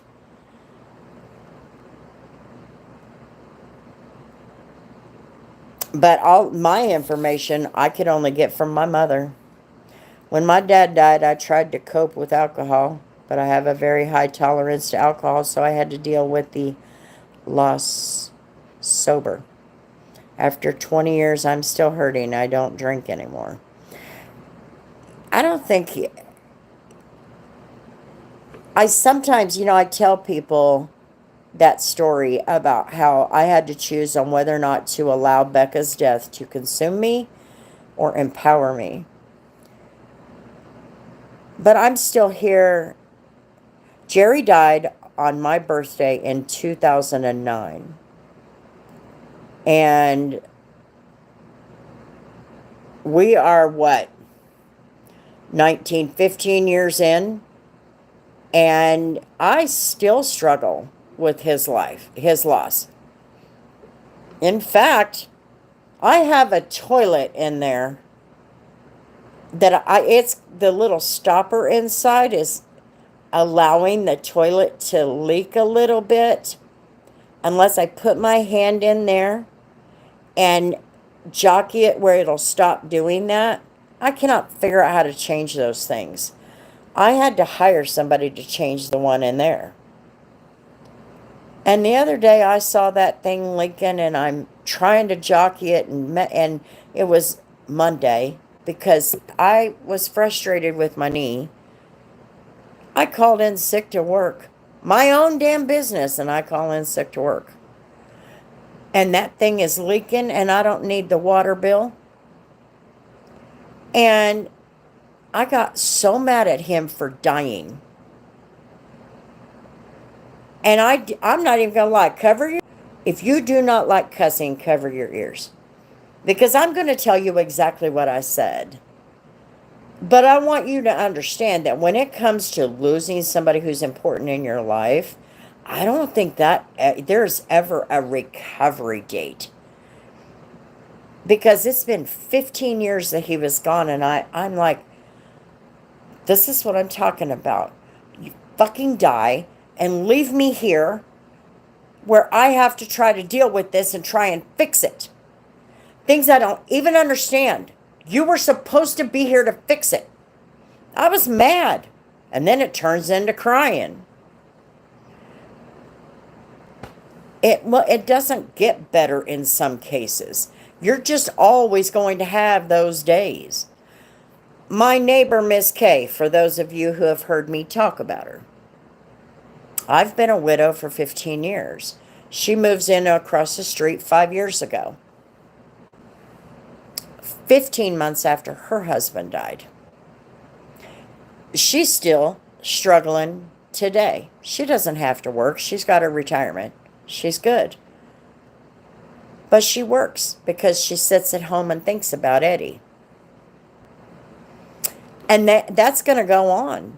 I mean, she's going to get to a point where she doesn't think about him. But, I mean, think about him every minute of the day. But it happens. His hats are on the wall. If I look up just right and I see his hats and his pictures above the hats, that could trigger anything. If I see all of my daughter's pictures right over here, all I have to do is look at it on a wrong day. And it'll take you down that road. I don't know that there's an expiration date on dealing with the loss of somebody who's important, whether it be a parent, a husband, or child, or whatever. I just don't think there is. I don't think we should expect that from ourselves. What is this chat about? Well, it kind of got serious for a while. I don't even remember what we were talking about to begin with, what we started with. Just kind of everything. We were talking about addiction and the Lord and forgiveness and life's problems and the burdens in life and whether or not you allow them to consume you or allow them to empower you.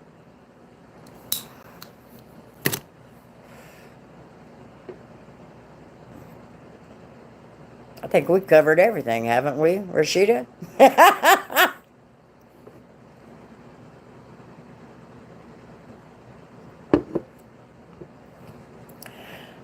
I met a guy in his 70s, and he was taking Chinese in college to keep his mind occupied. His wife died, and sadly, they never wanted children, so he had no one to check on him.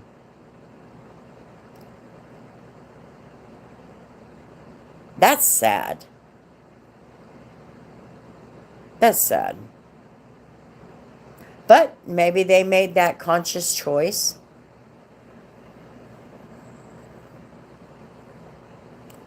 And it was the best thing for them.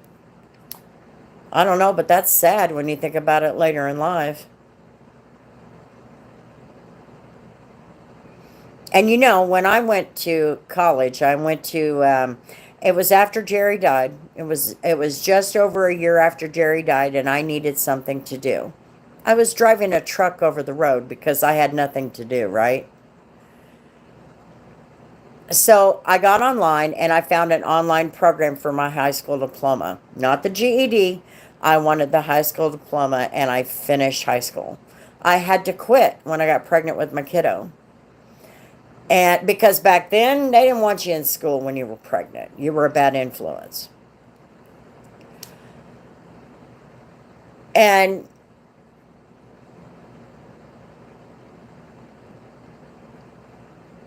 then it was, well, I started in September, graduated in, no, I started in March, graduated in September, end of August, early September. And then at the end of September, I decided, no, I need more to do. So I signed up with an online program for my associates in psychology, online. And so while I was on the road, I got my high school diploma and an associate's in psychology. I wanted to, when I graduated in 2012, so in March of 2011,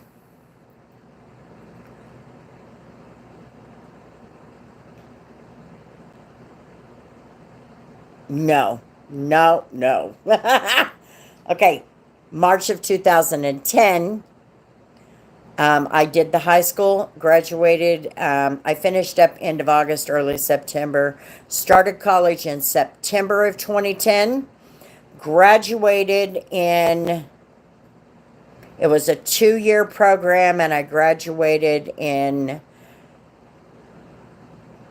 it was just over a year.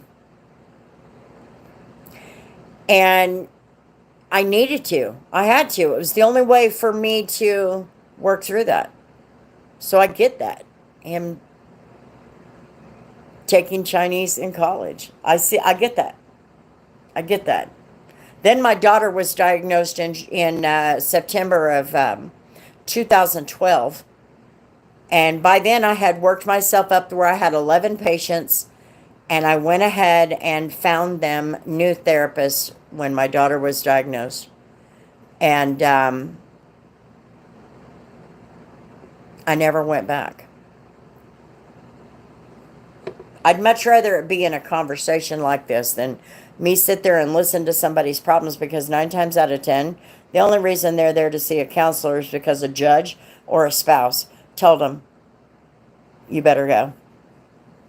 It's not because they wanted to. I didn't want that anymore.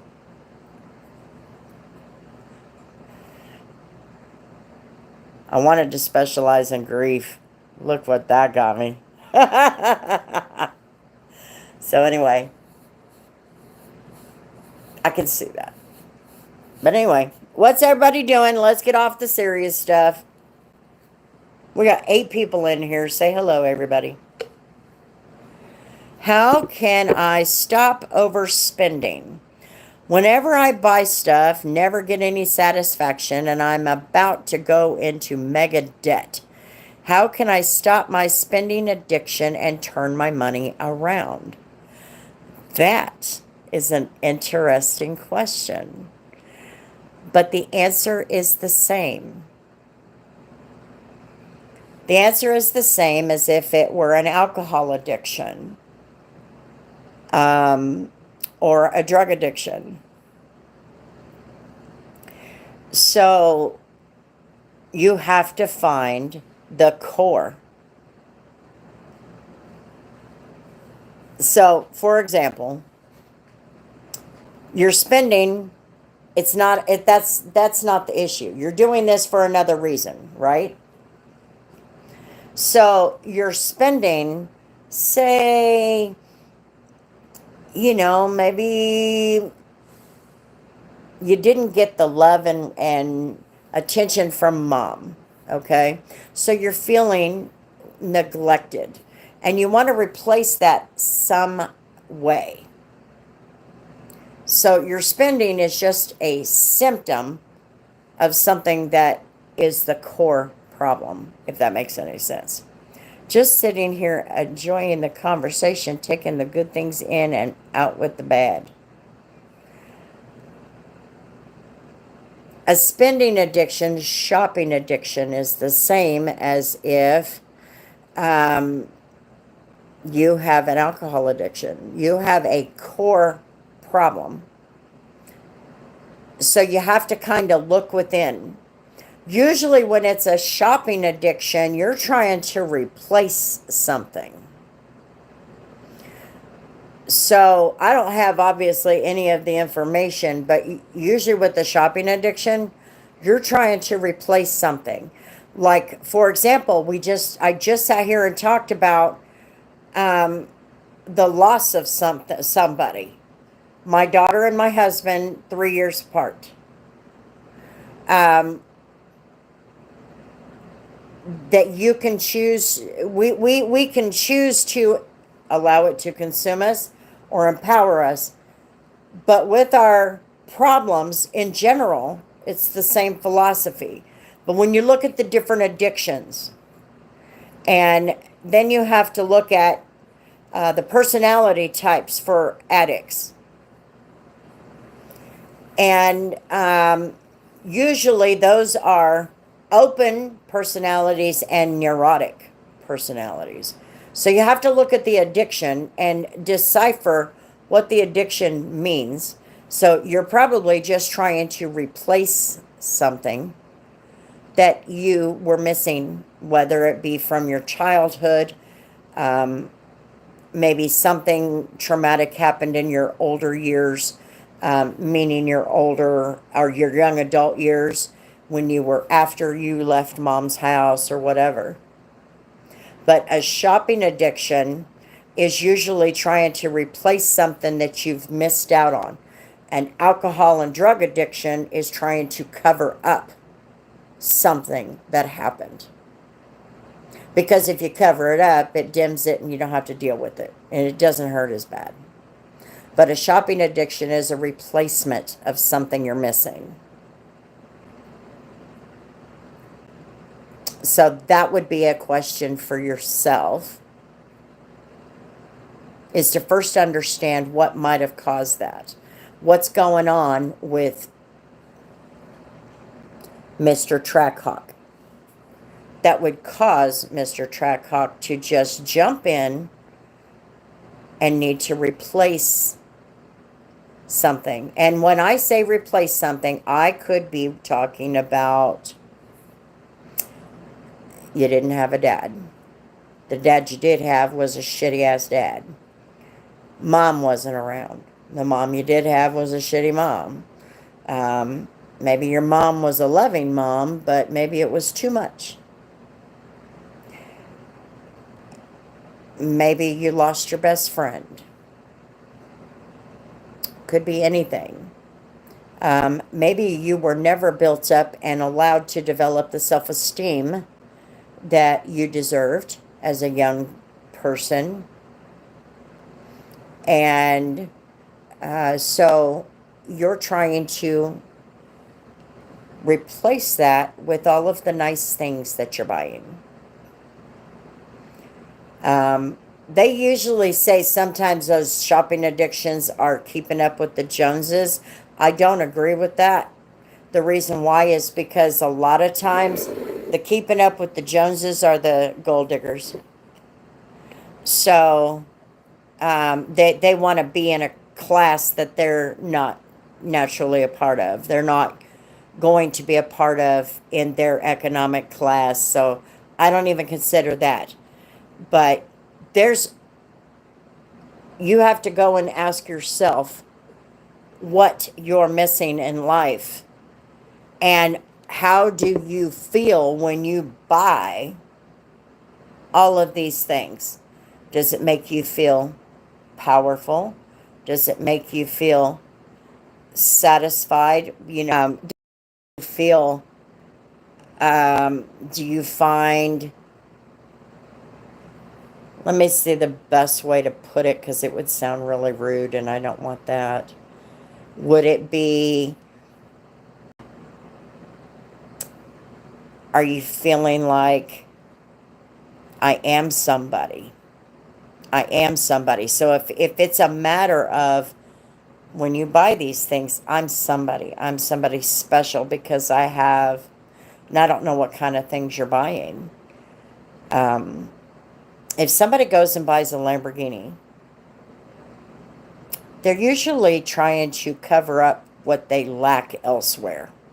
And even though some women say that on a, a little crappy level, that's actually for real. It's a real thing. They are trying to cover up for something that they're lacking elsewhere. So it's a self-esteem issue. The spending is just a symptom. You're going into debt. So with all the hurt, what do you personally enjoy to make you happy, to make times better? For me? Are you talking about for me?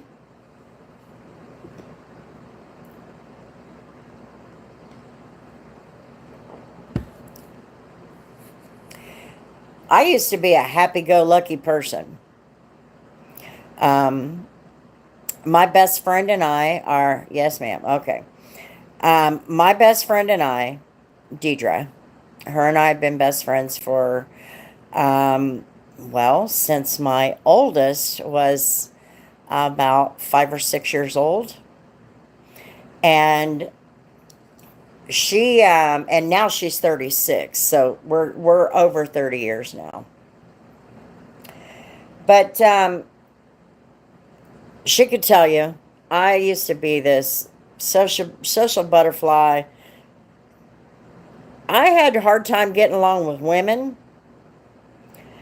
I got along with the guys, but I was a big tomboy. But I always had this big personality that, I just did my best to have fun, laugh. And at the same time, I used to always worry about somebody crossing me. I mean, I used to be like, no, you ain't gonna. In my younger days, I was not afraid to take anybody, on a fight. Don't wanna challenge me to a fight because I'm gonna do it. And as time went on, and you'll find that as time goes on, not sure how old anybody is, but and you will find as time goes on, you will naturally mature. And some of those things will just kind of fade away, you know. You don't have to, well, you don't want to go fighting everybody when you're 40 years old, because trust me, you're going to spend 2 damn weeks recovering from that. You mean you're hurt? You know, you're not as young as you used to be. And then after Jerry died, or should I back up a minute? I knew my husband was going to die before me, most likely. Why? Because he had a heart problem. All right? I married him knowing he had a heart problem. I knew that day was coming. In the time that we had, he put me on a pedestal. And when he put me on a pedestal, I was like all about that, right? I was all about it. And then he died one day, in the middle of the day, at home, and knocked me.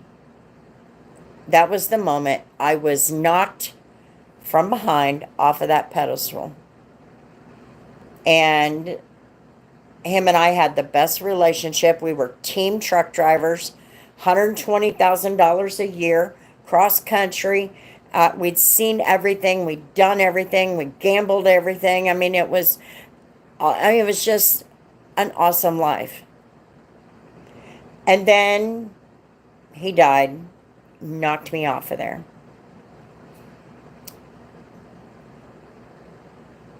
And it was the way that he died, okay? And that's where the trauma comes in. Because I wasn't supposed to work that day. But they called me and said, we have work. Now, this was in the middle of the economic crash that we were going through in that 2008 to 2010 time period. And so he had been laid off from work. We were struggling to find work, so it was essentially layoff. And he always said, the boss always said, if I call you for work, take it, because I don't know when I'll be able to find you more work. So I took the work. Maybe it was supposed to be, because he had a massive heart attack at home around 12:30, 1 o'clock in the afternoon. And so there was my trauma. And trauma, I can tell you, will change you instantly. So now, since he died, I kind of started to retreat within myself, and I was still sociable, but not as sociable. And I focused more on my kids. Even though 3 of them were adults, I still kind of focused more on my kids.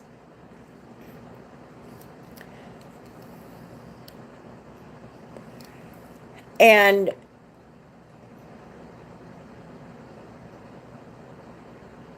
then my daughter was diagnosed with cancer.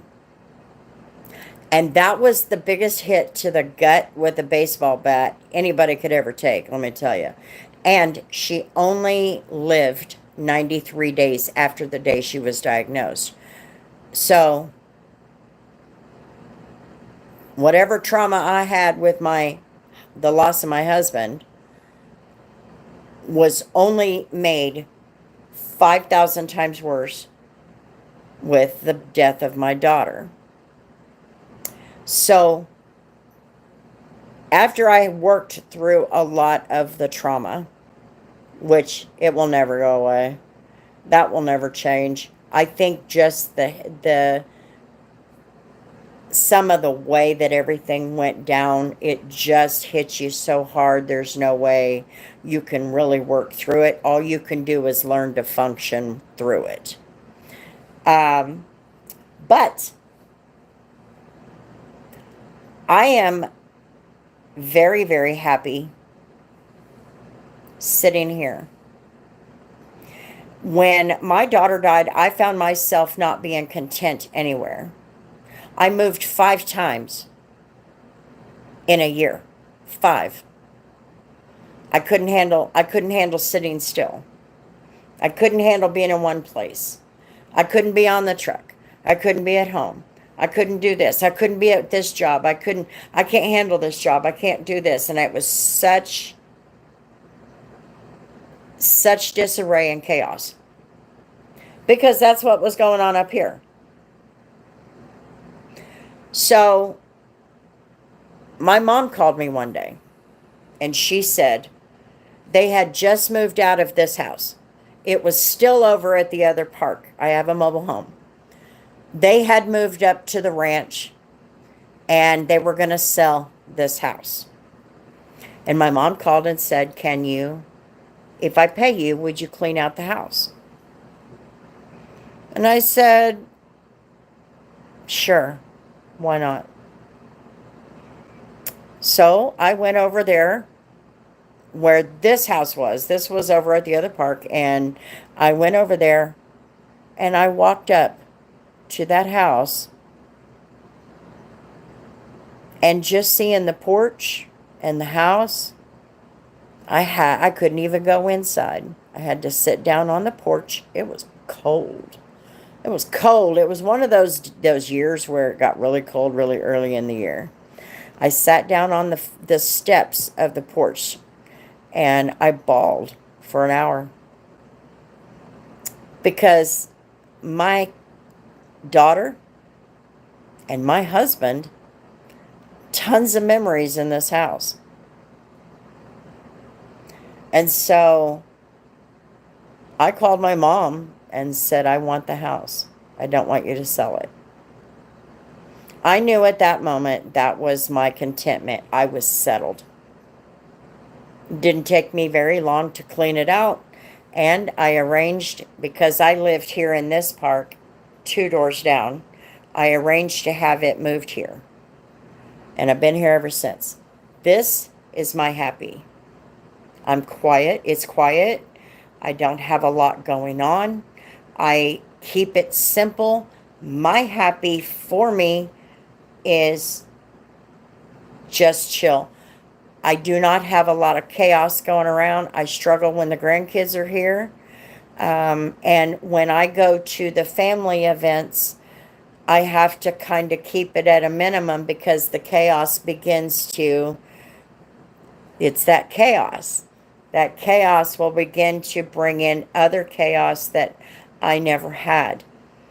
You have to find where your contentment is.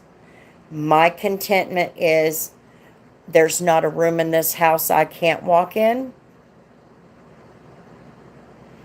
that I don't see my husband, or there's a famous picture. Hang on.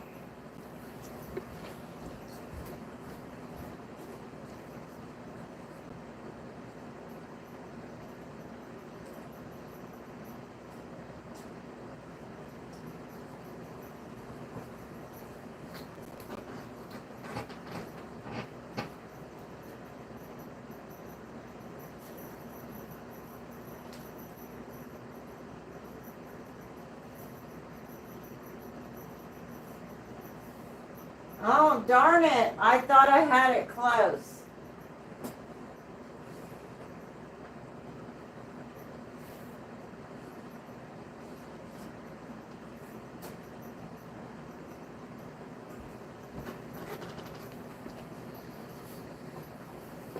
I thought I had it close. I have pictures every damn where, you guys. I was going to show you this picture, because it is, oh, I don't know. I got them everywhere. Anyway, there's a picture of my daughter standing by my refrigerator right there. The same refrigerator, okay? Because I kept it. She's standing right there eating one of these peanut pops, is what we called them. And Now that's going to bug me. I'm telling you, that's going to bug me. So anyway, I see that refrigerator and I think about her, and I see her smiling and like having giggles. And so I don't think about her dying, because that's the one thing that will consume me. This is going to bug me. I want you guys to see this picture. I know it's here. I'm not kidding. Y'all think I don't have enough pictures of my daughter? All of them. All of those. And then others are mixed in. It's really dusty. Sorry. That's my mom and her sisters. That is Jerry and our kids. Now, I wanted to find that picture.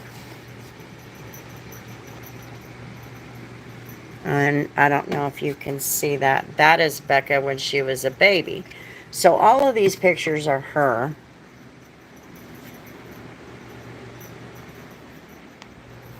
And then I have these over here. Well, you can't see that.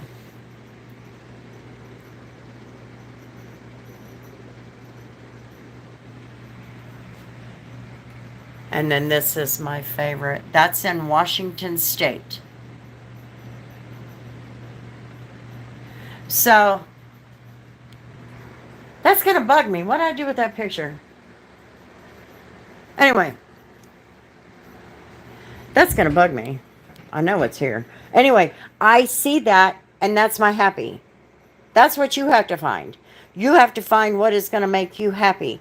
Me, I found that being in this house brought me the contentment and the happiness that I needed, where I couldn't find it. I couldn't find it before.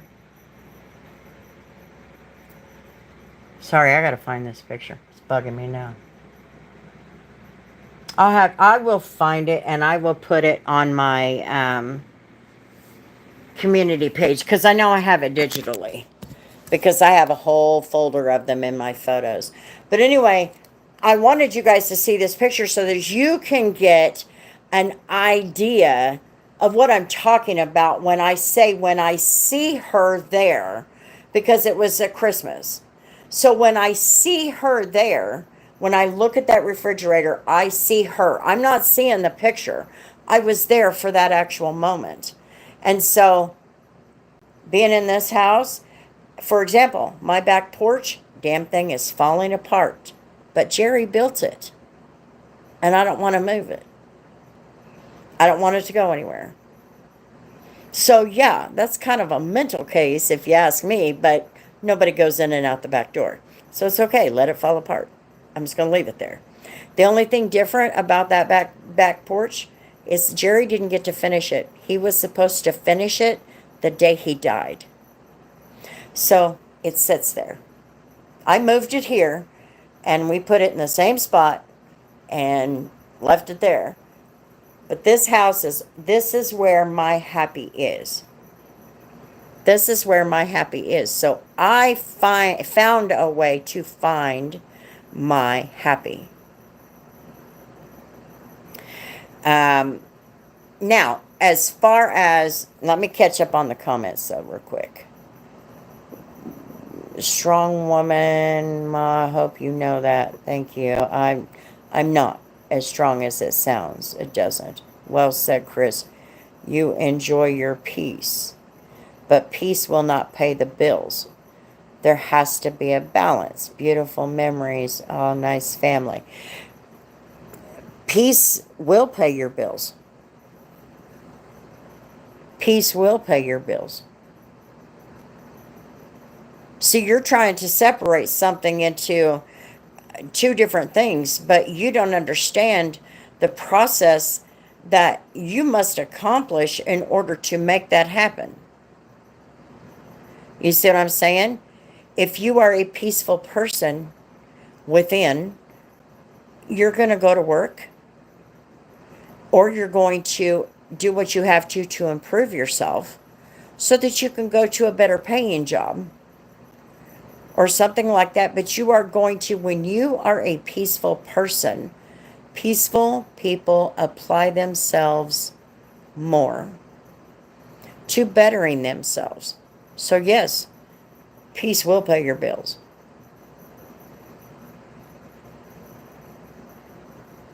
You can't separate the two. There's no way. It won't work.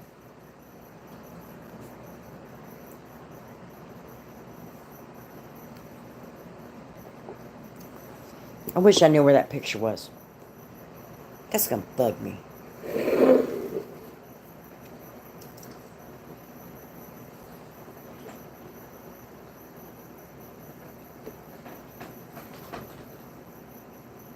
Gonna totally bug me.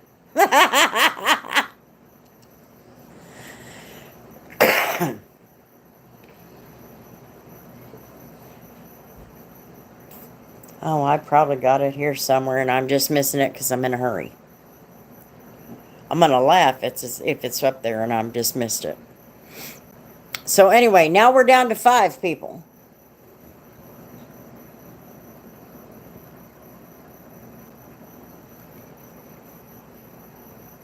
Anybody there? Are y'all still with me?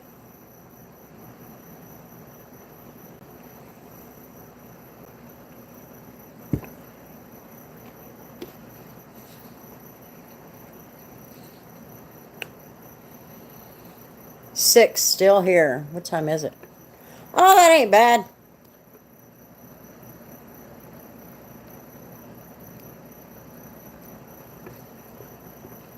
I thought as long as I talk. I'm drinking coffee. Excuse me. This is from Lowe's. I broke the lid. It's just an old cup that I never worked there, but my friend Beth, her husband, did. And I told her I needed a cup that I didn't have to struggle to get twisted to twist off the lid. And she says, hey, I got one. We'll never use it. And her husband worked at Lowe's, so they gave me this cup. I'm wearing it down. No, coffee does not keep me up. I've been drinking coffee so long, it's nothing but in my head. But I'll be the first one to tell you I'm a total bitch until I have my first cup of coffee in the morning. That's probably all by choice. But no, it won't keep me up.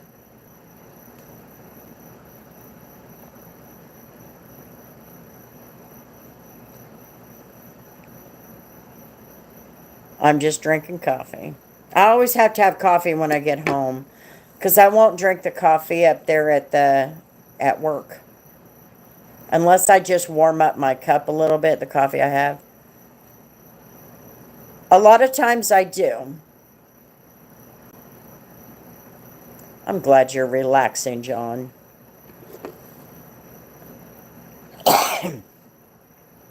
One of the things that I still struggle with my daughter's death is she died at 2:12 in the morning.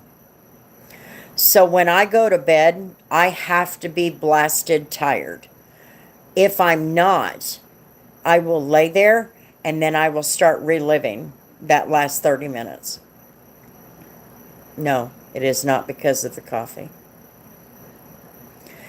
I will relive that last 30 minutes in my brain, and before you know it, I'll be up for the next 24 hours.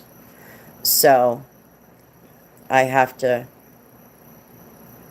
just have to allow my body and brain and all that to just chill. Have you had Starbucks coffee? Buy it from Walmart. It's very smooth taste. Starbucks coffee is like cowboy coffee, and I won't drink it. I drink bean water. That's what my daughter calls it. But no, I do not like Starbucks coffee. It does not taste very good to me. I don't know why. It just kind of has a bitter taste. Yeah, my daughter calls it bean water. I have no idea why. Looks like coffee to me. But she likes her coffee really strong too. And that's what Starbucks coffee is really for people who like stronger coffee. But I can't do it. I can't do it. But my daughter calls it bean water. My oldest, she says, my mom drinks bean water. She can have that. I'll have some coffee. So I call her coffee cowboy coffee. And Kay, too, my neighbor, my God, she fills her coffee filter most of the way up in order to make her coffee. And I'm like, give me about a quarter of a cup of your coffee. I'll fill the rest of it up with water. We should be good. She's like, you're not even drinking coffee. Yes, I am.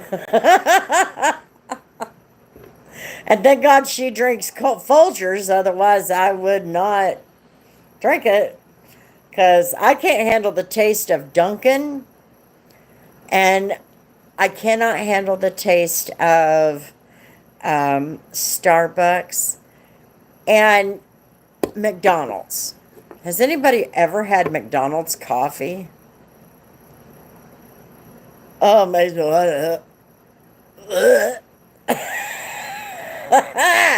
No.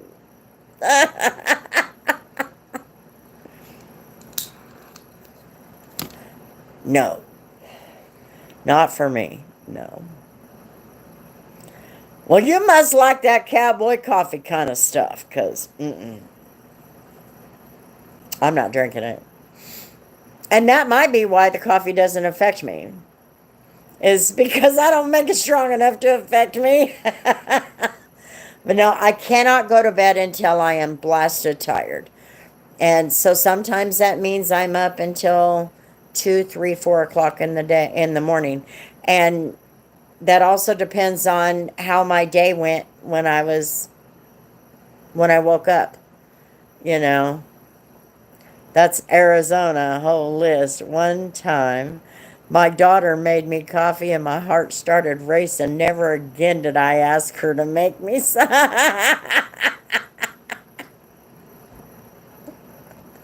Ah, oh, that's funny. Yep, that's her whole list. I'm just not I don't know. I just can't go to bed because I start thinking back. I relive that every night if I don't. That's the only way I have found to cope with and deal with it. Swear she puts the whole can in there. Or she put the whole can. Well, if you're going to have Starbucks coffee, she put the whole thing in there. And it should have been fine. What time is it here? It is 2:46 a.m.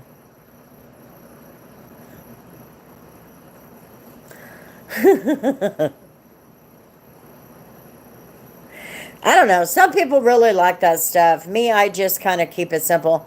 But you have to understand, I used to drink a lot of coffee, and I do still drink a lot of coffee, but I used to drink a lot of coffee, and I had a little bit of coffee with my sugar and cream.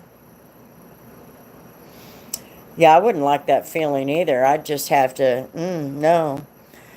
So now that I'm a diabetic, I had to change everything. I had to go lay down for a bit, yeah. Anyway, I had to go and change everything, so now I drink straight black coffee, which is never my thing.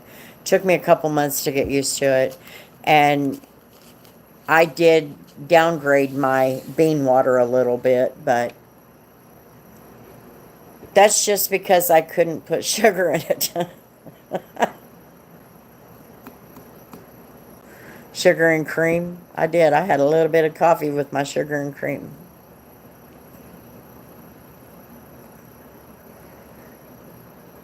For sure. Try to relax the mind.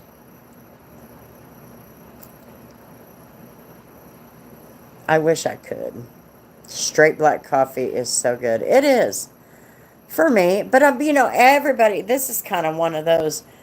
Um, Coffee is like wine. Not everybody likes it. Some people like it strong. Some people like it tart. Some people like it sweet. Some people like it red. Some people like it purple. And some people like it white. It's going to be different for all of us. You know what I mean? Some of us can't drink it after 1 o'clock in the afternoon, or we'll be up all night. Me, I can drink it 24/7 and it will never affect me. I had a really strong energy drink one time. I thought it was I was gonna have a freaking heart attack. Never again. I won't drink that shit. I will not drink it. In fact, my kids are in their 30s and they better never, and I've told them this, and I know they do it. Don't you dare let me catch you drinking energy drinks. And if you're drinking energy drinks and you die, and I have to bury you, I'm going to beat the hell out of you before you go meet Jesus. And they're like, really, Mom? Yeah, really. No, I won't drink that shit. I can't stand them. They're bad. They have the worst artificial sugars in them. They are not sugar-free. They say it, but they're not. And that sugar is being replaced with artificial sugars, which are worse for you than sugar. In fact, we were talking about our Alzheimer's and dementia the other day. I don't even know if you were here, Rashida. Black coffee is better than regular coffee with sugar, yes.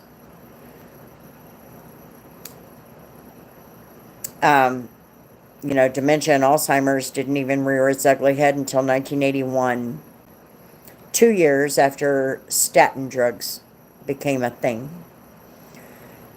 And I forgot where I was going with that. And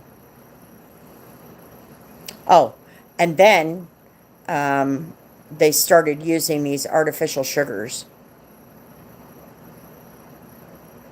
Mine must have had speed, not sugar.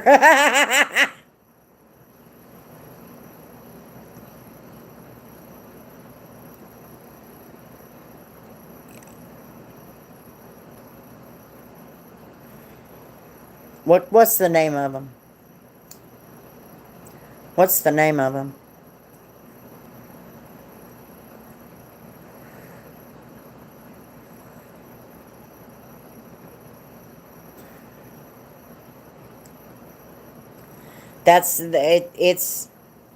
Anyway, those energy drinks are being linked to Celsius. Yeah, Celsius is, it does have sugar in it.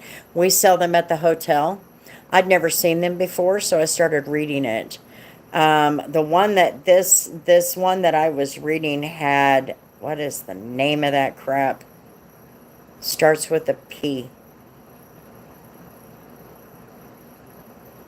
I can't think of it. It starts with a P. It is an artificial sweetener.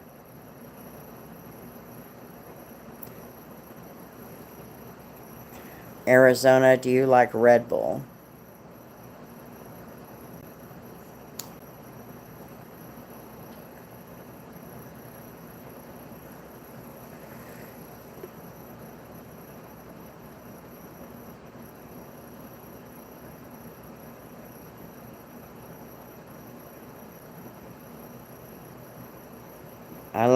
I like Red Bull, but it does not have enough caffeine in it.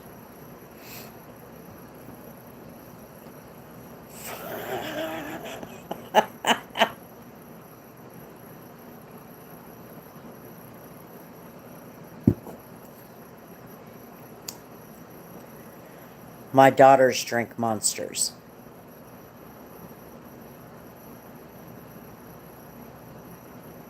Now, I will tell you, there are people that are ADHD that are so hyperactive, they need to drink those energy drinks in order to bring them down. Because their bodies are so hyperactive, They have to drink them to give themselves the adverse reaction, to bring them down.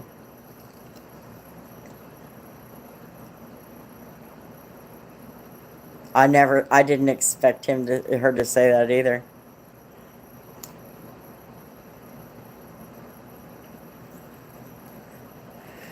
And the only reason I know that is because my son-in-law is one of them. He's extremely hyperactive. I mean, he's about that big around. Okay? He's constantly moving. He cannot sit down. Most of the time, he's not sitting around unless at home. He's usually out working, making money, doing something. He's usually productive with it. And then he'll go home and sleep, and he's back at it every single day. And that's with a full-time job. He has to drink those energy drinks to counteract his hyperactivity. And it's so strange to me. But it will literally calm him down. And I'm like, good God almighty. Just a total adverse reaction. And of course, when I learn about this, I'm like, I gotta go figure this out. True. And in fact, RFK, his name came up in a lawsuit when I was reading up on some of those energy drinks. I heard that apples are good for energies. They are. They are. Me and Humberto were talking about the different fruits that we can and can't eat, or we have to moderate. For example, we could never eat a full banana. We have to eat half of it at a time. Watermelon. Best stuff on earth. The best way to do it is to eat a little bit at a time because there's so much natural sugar. Apples are the same. Green apples especially are very, very sweet. But man, they're so good. Oh my God.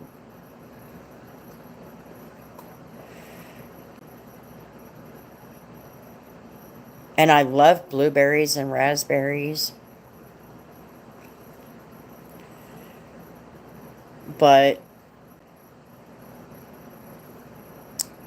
I would love to have a blueberry, raspberry, and citrus smoothie again in my life. I would love to. Never again. It'd put me in a coma. What's a good healthy dessert to finish the night off? I don't know. Anything good is not good for you. You know that, right? That's what I tell my kids. If it tastes good, it's probably not no good for you.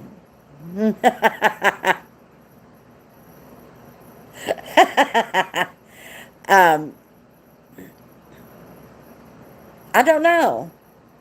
I'd say if I had anything, I think what I would do, and I have done this, when it comes to having, just like a nightcap, a little sweet nightcap or something, I'd probably go back to the old days when I was a teenager and I was at Grandma and Grandpa's.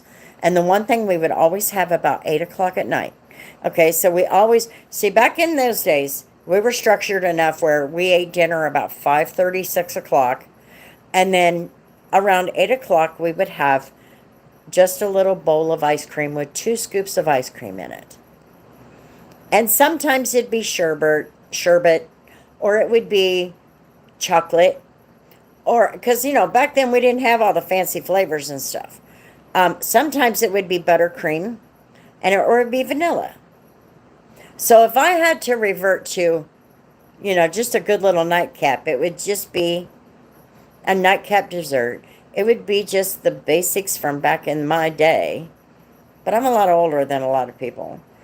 It's just a bowl of ice cream. But that was just our thing. And we'd sit downstairs watching TV, having this ice cream, and we all went to bed by 10 o'clock. We watched the first 10 minutes of the news, and then we went to bed. That's it. And sometimes Mom would be there. She'd be off work or whatever, and she'd be there. She'd have some ice cream with me and Grandma and Grandpa. And my sisters would already be crashed. They didn't last long. Me, I was always, I wanted to be on the recliner, you know, kick back in the chair just like the big people. I did. I did all that. I did. I thought I was the cool kid.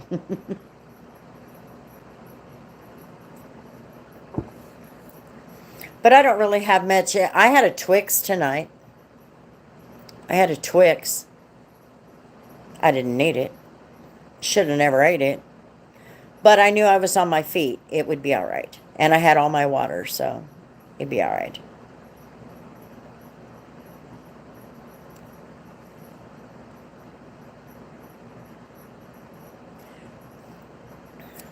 Jerry was born 100 years too late. So I have a ton of John Wayne, Jimmy Stewart, the old Western movies. Those are my all-time favorites. McClintock, El Dorado, North to Alaska. I don't know. I don't even remember what all is over there. But John Wayne, Jimmy Stewart, Peter Fonda. Papa Douglas. What was his name? Kirk Douglas. Kirk Douglas. They were all in those movies. Those are the kind I like. Now, YouTube has got a new channel where they have older movies for free. And there's quite a few. All the Karate Kids are on there. Back to the Futures are on there. I mean, it's kind of cool, you know, to finally have that. That's why I told y'all I spend 99% of my time on YouTube, even at work. And if I'm not on YouTube when I'm doing a detail, but you know that detail is going to end up on YouTube, on my channel, eventually. But those are my old movies. I still have all those shelves full of Disney movies because my kids loved Disney movies. And I have downsized the entire collection quite a bit since Jerry passed away. And I have been slowly pulling movies and knowing, like The Lion King, that was Tori's favorite back in the day. So I'll pack that up and send it to her. That way she can enjoy that with her kids. They're all on DVD, but they can still play them. And then, you know, the ones like Juno and all of those were Elizabeth's movies, the oldest one. And so I'll pack those up and send them back to her. And so I just been kind of downsizing like that. I don't have a DVD player anymore, and I've got a television, but I can't tell you the last time I've turned it on.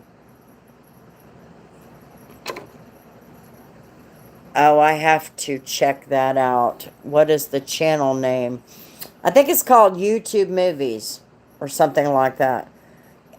I'll get it and shoot it your way. That way you have it. At least the channel name.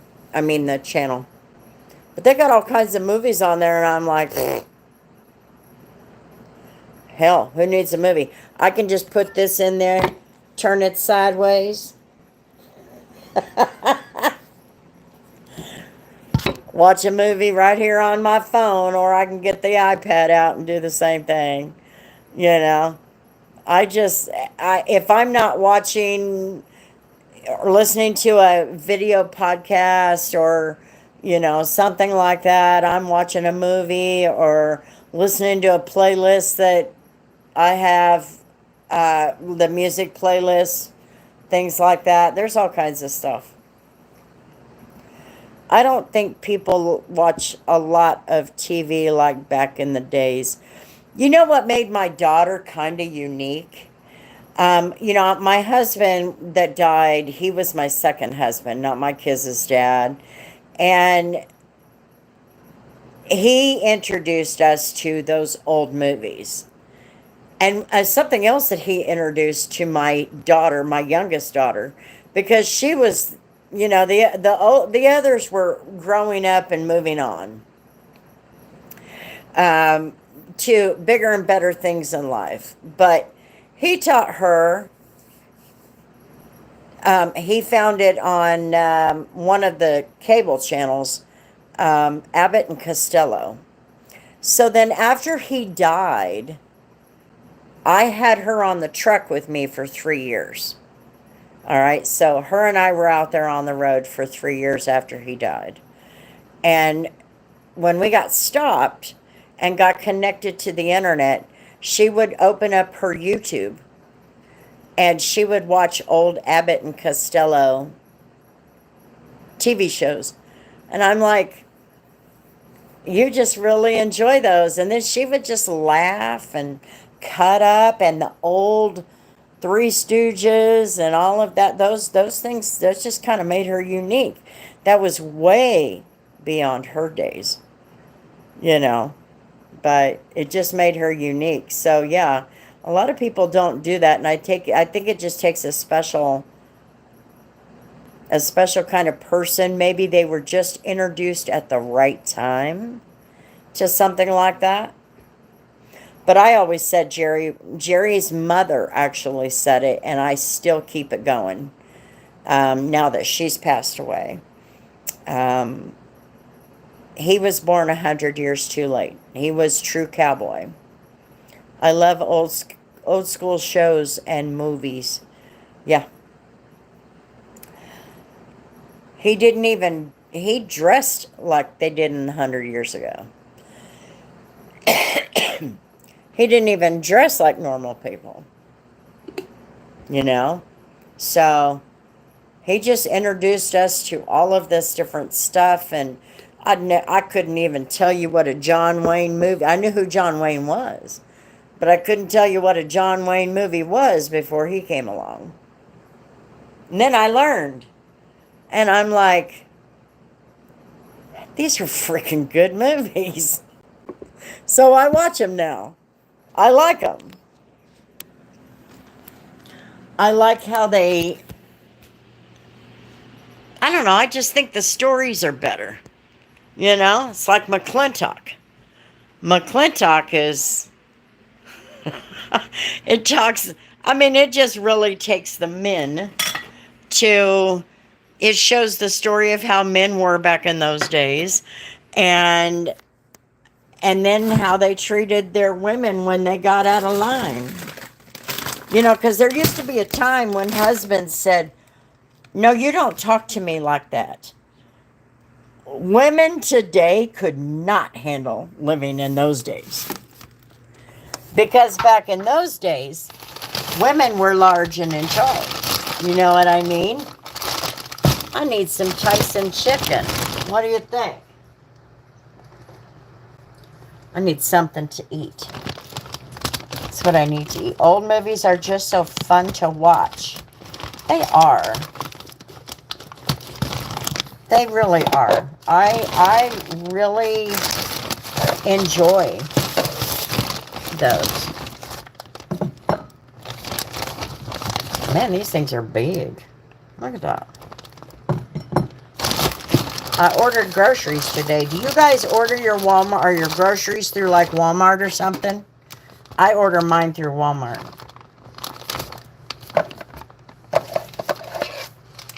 I know. It just sounds really good. I don't really need it, but it sounded really good. Like chicken tender thingies. These are, I don't hear. Oh, tenderloins. Tenderloins. I figured, hell.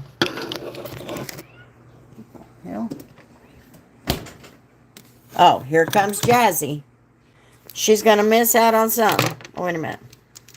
Yum chicken, I do Walmart delivery. And sometimes Amazon Fresh. I've never heard of that. What is that? Jazzy, I'm not making food for you, ma'am. Yes, I'm not making food for you. No. No. No. You hear her? See? She argues.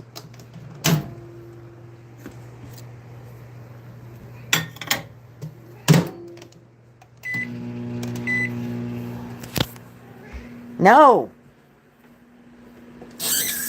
You're not getting my food, ma'am.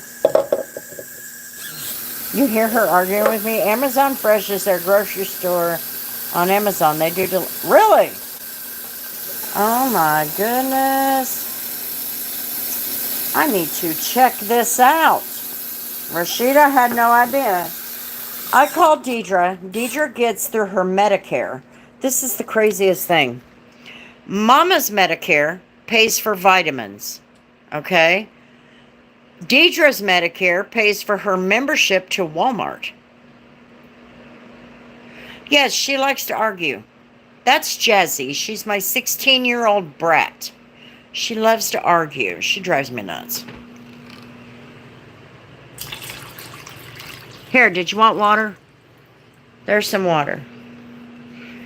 But the thing is that I'm getting food and she thinks she's entitled to it. That's her thing. Because as soon as I go sit down with my food, she's going to be up. See, she's still right here. She's just going to be right up my butt. No. No. No. No. Go away. I wanted to show you guys. I don't even know if you can see it. I don't know if you guys are into plants, but these are my succulents. I love these. This is called the Black Beauty. This is more of a water plant or a water succulent. It does better with lots of water.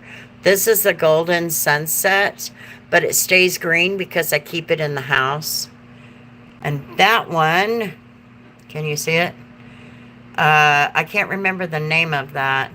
And then these boogers are called West Jagoos. I've got to get them. They're so hard. They're almost like fake. But the harder that a succulent is, the healthier it is. Anyway, I got all of those. I need to get those out of there and repot them. But I don't think I'm going to do it for a little while. Because succulents like small plants. But I don't know if you guys are into plants, but I am. As long as they're succulents. Because I love succulents and sedums, and they're in the same family. So out in the yard, I have the Live Forevers. Is what they're called.